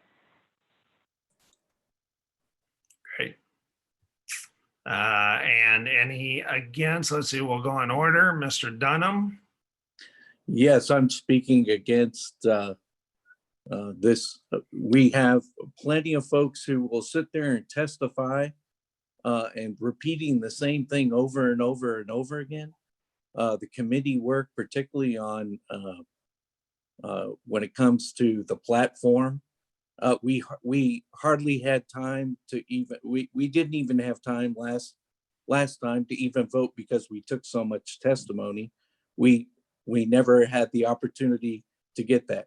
That's point one. Point two would be that the folks who've made the trip there to actually participate and be there in person, I think should have the opportunity, instead of making a specific rule, to make sure that another group who's not even there be able to speak to the committee.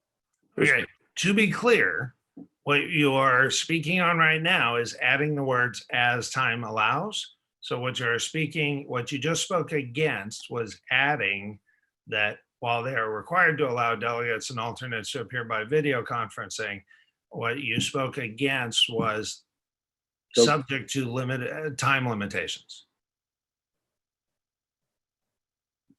Just want to be clear. Thank you. Okay, so next, in favor of limiting the requirement to allow delegates and alternates to appear by video conferencing, subject to time allowed. Let's see, Mr. Covey, are you in favor? Speaking to another issue, I'll wait. Okay, understood. Mr. Ramsey, are you in favor? I am in favor of this. I think this improves things considerably. I think it would, I don't really want to vote against the entire thing, even if it might be redundant to put may in there. I still think it would be encouraging to the delegates if someone were to later amend this to may. But yes, I'll be voting for as time allows. Thank you. Thank you. Okay, so Mr. DeRazio, are you against adding as time allows? I move to amend the motion to strike the word shall and insert the word may. Okay, that's outside the scope of the amendment that is currently on the table. So you can hang out there. Okay. Let's see, Mr. Bryant.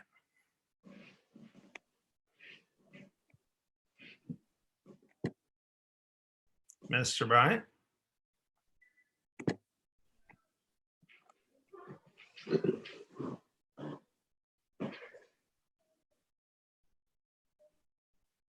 Okay, Ms. Stannard. Gail Stannard, SD 15. It seems to me if we're going to have the committees adopting rules, that we don't need to give them any instructions, including as time allows. They can figure that out for themselves. Thank you. Okay, it's 2 each, for and against. Any for seeing no further discussion on the issue, we will now vote on the amendment. And so yes, if you would like to add the words as time allows, and no, if you would like to not add the words as time allows. And again, if you have a proxy, go ahead and put your proxy in the chat. If you're both voting for yourself and you have a proxy, put that in the chat. Put the proxy in the chat.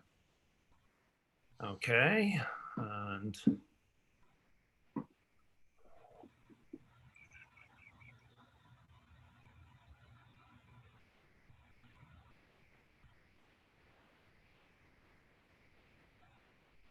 Okay, again, only proxies go in the chat. So if you have a proxy, and I see two of those, you have a proxy. There we go. We got 3 proxies. We got 4 proxies. Okay.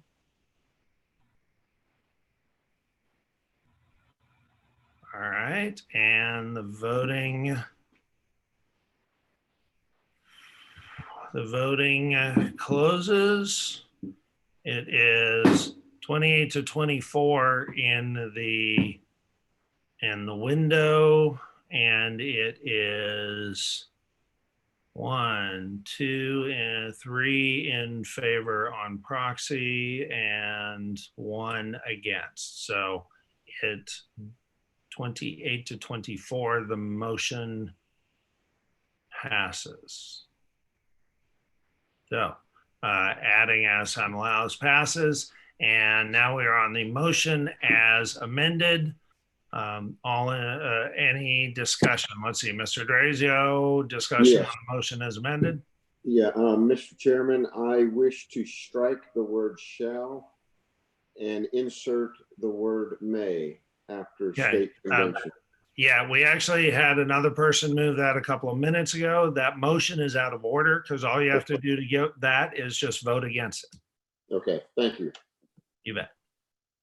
So you would just vote against it if you do not want to shall adopt rules. Let's see. So that takes care of Mr. Drazio. Mr. Bryant, let's try you again.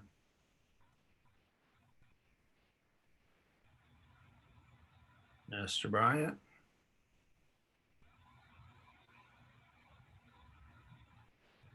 Okay, Mr. Ramsey. Yes, I would like to maybe get around the shall and may and change to change the word allow to permit. I'm going to rule that there's no meaningful difference. So sorry. Okay. Ms. Starnes, next. I want to start with the point of information. So am I understanding correctly that it already would allow the rules, because they write their own supplementary rules? Committees have the ability to allow this. It just does not mandate that they do this. Is that correct? Correct. Okay, I would like to speak to the motion against. Okay, so I don't think we've had somebody speak to it for yet because we have the debate rule, but you'll be first up Do I take against. my hand down? No, go ahead and keep your hand up. You'll be the first one against. Mr. Rain, are you speaking in favor of the motion as a? No, I want to call the question. We're wasting time trying to nitpick over words, and it's time to move on. Let's call the question and vote on this. Yeah, well, actually, seeing that there was no one speaking in favor, that actually already ended debate, so we don't need to call the question. Thank you. So we are now going to vote on this motion as amended. And all in favor, click in the yes button. All opposed, click in the no. Oh, sorry. No, my apologies. This is a rule vote. Therefore, it requires a record vote. And therefore, Mr. Flynn, would you please take the roll call? Sue Evenwell. No. Are you for? No. Robert Kessing. No. Jerry Fisher.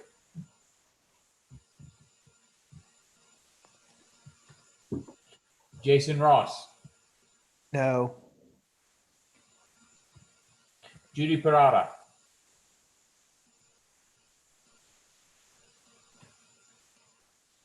David Covey. No. Oh, everybody's voting no. Allison Winter. No. Was voting yes, but. Walter West. No. Everybody's voting no. Susan Patrick for Nita Davidson. No. Mike McCloskey. to allow delegates to appear by video conferencing. Mr. Cleed, I need you to put mute on yours. Mike McCloskey. I voted no. Thank you. Don McDonald. Chris McDonald. No. Mark Ramsey.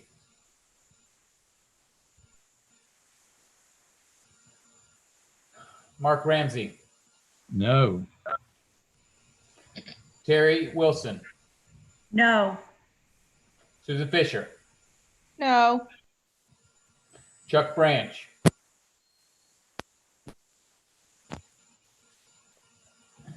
Ann Gebhardt. No. Steve Atwell. No by proxy. Susan Wright. No.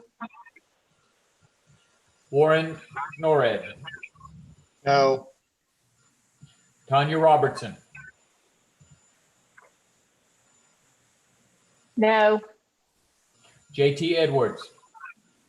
No. Jill Glover. No. David Halverston. No. Don Elliott. No. Roy Morales. No. Jen Duncan. Jan Duncan. No. Fernando Trevino.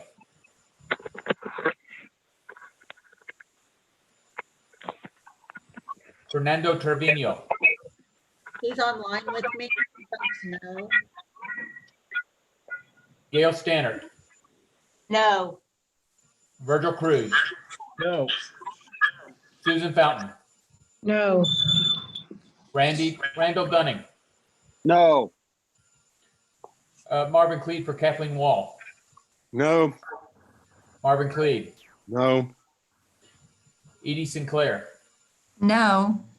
David Luther. No. Marion Knowlton. No. Robert Cassius. No. Hannah Scott. She's not here. Never mind. Samuel Dalton. No. Carla Sisk. No.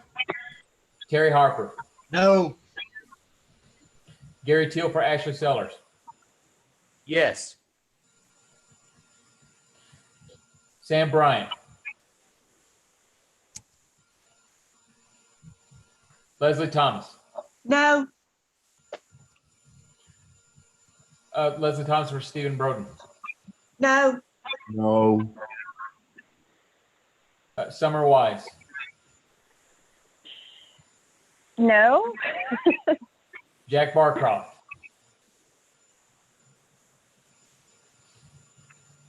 Jack Barcroft. Linda Kinney. No. Mark Durazio. No. Marion Stanko. No. Michael Rain. No. Morgan Graham. No. James Avalata. He's not on the call. Neva Henning. No. Drew Bullard. No. Barbara Carrasco. Mark Dunham. No by proxy and no for Mark Dunham. Deanne Starnes. No. Britton Brooks. No. Rhonda Lacey.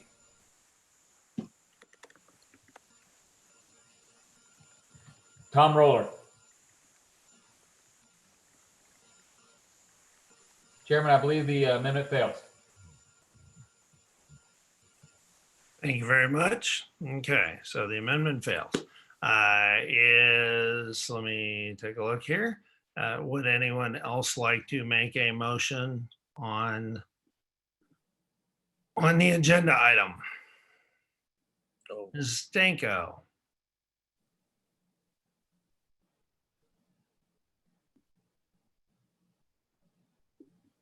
Mrs. Stanko.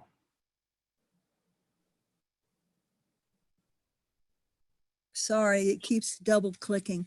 I would like to amend rule number 1, section E.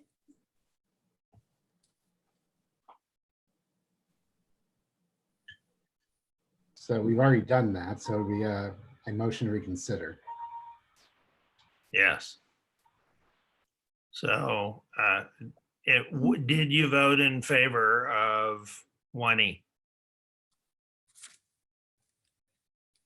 I don't recall voting on this section. I apologize. That was 1C before. That is correct. We have not voted on section E yet. Okay, let's get to that.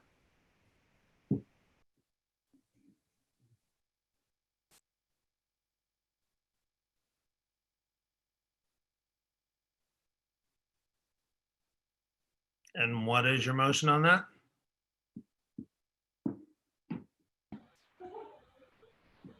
And unmute again.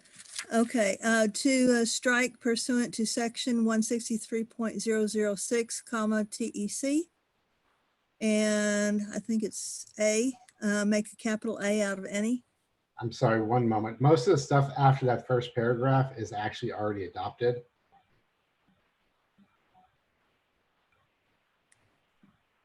This portion was adopted at a previous meeting.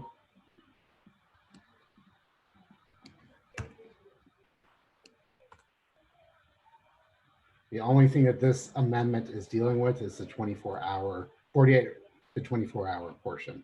Everything else is, all the strike throughs and adds otherwise is what our current rule is. Yeah, so those changes were not noticed because they aren't changes. Okay, thank you. You bet. Thank you very much. That brings us to Mr. Dunham. Mr. Chairman, Mark Dunham, SD 29. When would it be appropriate to bring up Rhonda Lacey's motion? We haven't, the body has not been presented with a motion. Is Rhonda still on?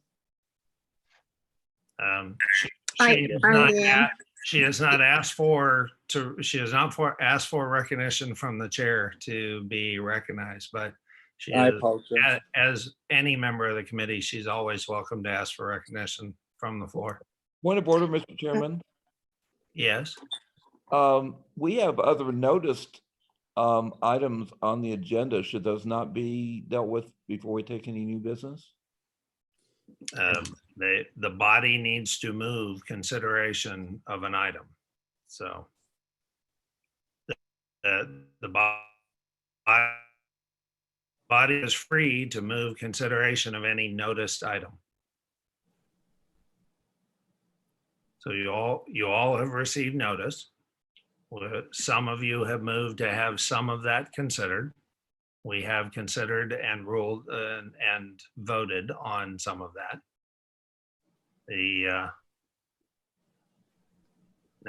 Now we shall see if you want to do any others. And so now, Mr. Covey, you are up.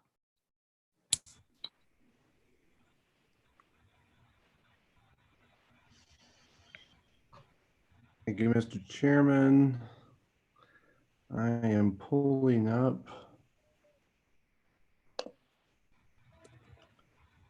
Actually, I will hold off for a moment. Okay. That brings us to Mr. Ramsey. Yes, Mr. Chairman. I don't believe we've considered the noticed item modify Rule 1, Section C yet.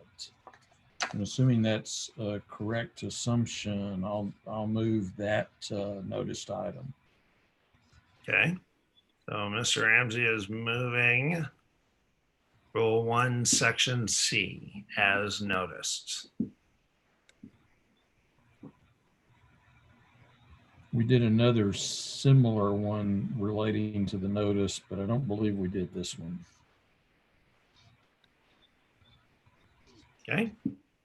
So moved. Is there a second? Second. SD 13, Lynn Morales. Thank you.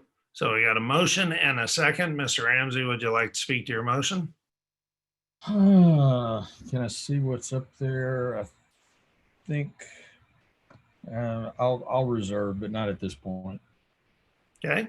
Would anyone like to speak in favor of Mr. Ramsey's motion to amend Rule 1, Section C, so that temporary and emergency changes to the SREC in its best judgment by a 2/3 vote of those present and voting, provided 24 hours notice of the full text proposed have been emailed and texted with a hyperlink to each member, may prescribe temporary and emergency changes to the rule.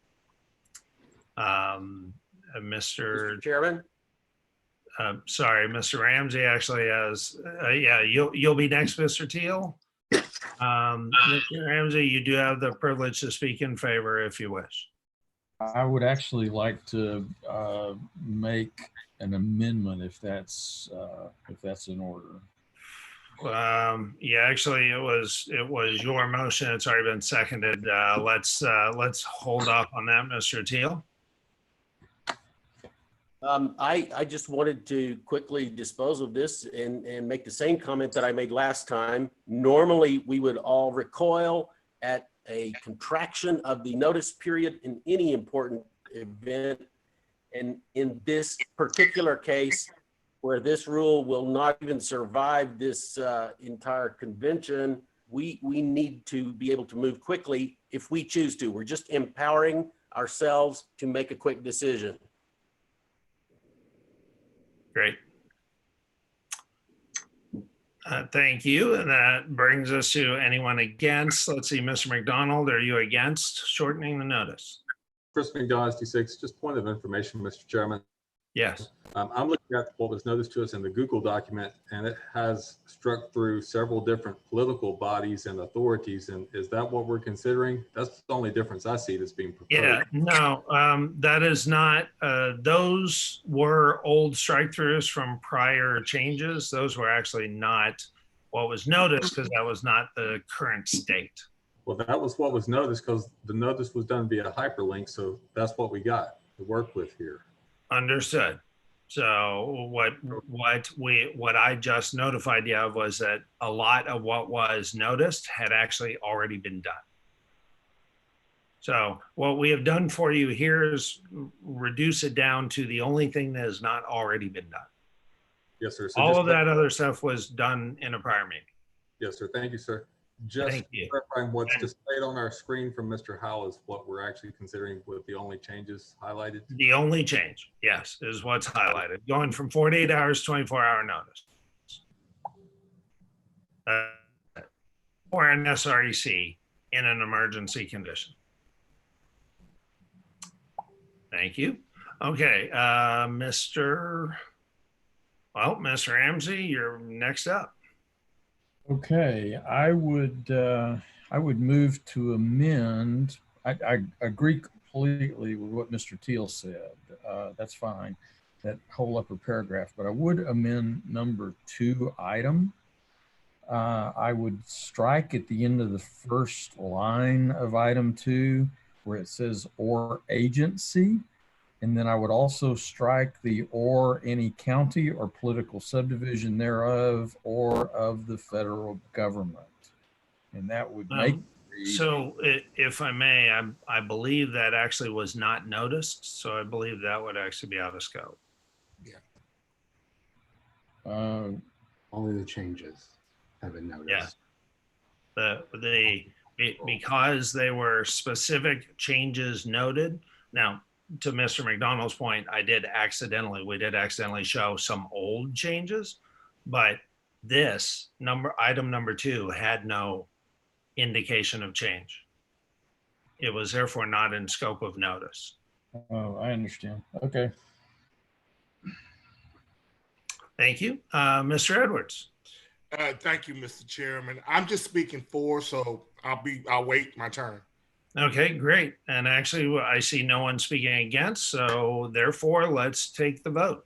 So all in favor of reducing from 48 hours, 24 hours for your meeting in an emergency case, press the yes button. And actually, wait, no, this is a rule change. Point of Sorry. order. It's a rules change. It has to be a record vote. So we have to do a record vote. Mr. Flynn, if you would go ahead and take the record vote, I'd appreciate it. Sue Evenwell, Yes. Robert Kessick, Yes. Gary Fisher, Yes. Jason Ross, Yes. Judy Parada,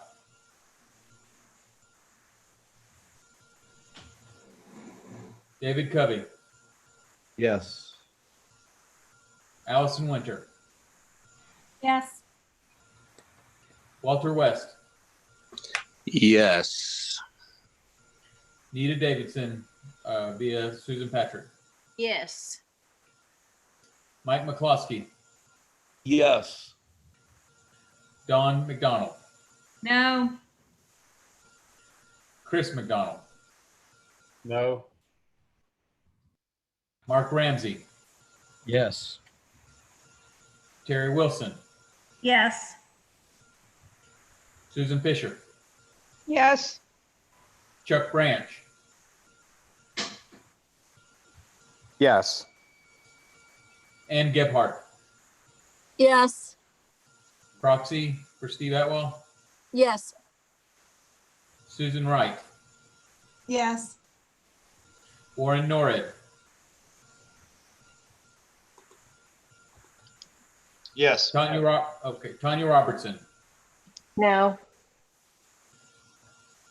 JT Edwards, Yes. Jill Glover, No. David Halverson, Yes. Don Elliott via Roy Morales, Yes. Roy Morales, Yes. Dan Duncan, Yes. is that who's Jan? That doesn't sound like Jan. Yes.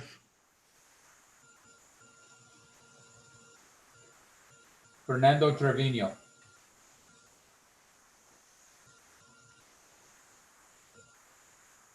Gail Stannard, Yes. Virgil Cruz,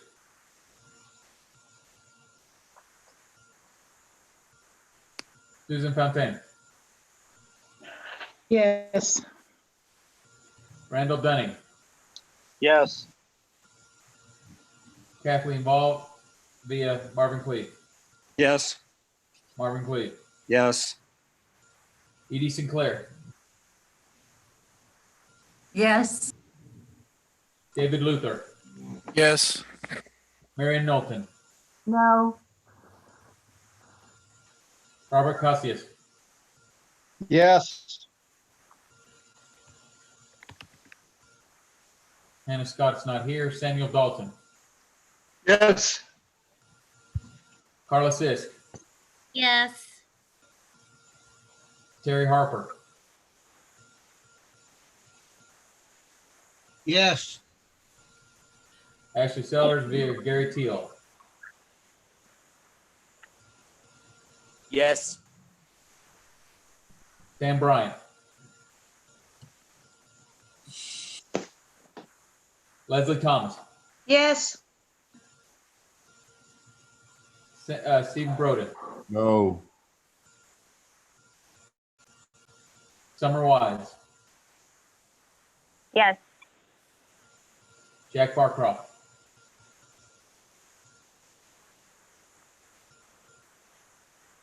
Linda Kinney, Yes.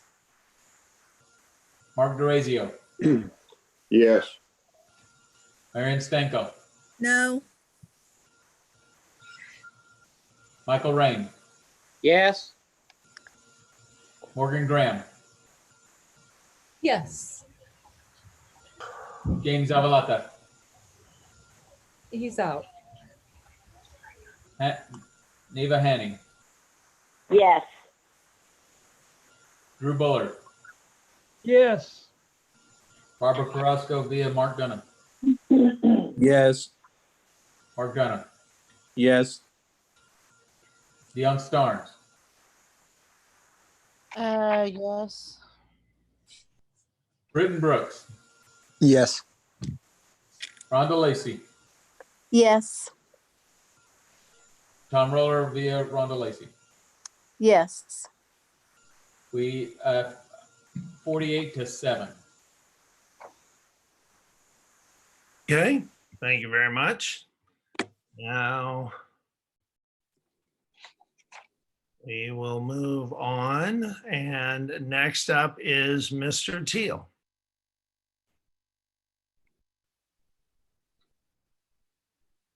Found the unmute button. I'd like to move passage of the Rule 33 E or C. That one was what Ms. Wise introduced earlier and we passed. There were two versions going to the same rule, and we adopted one of them. So now the other one will be out of order.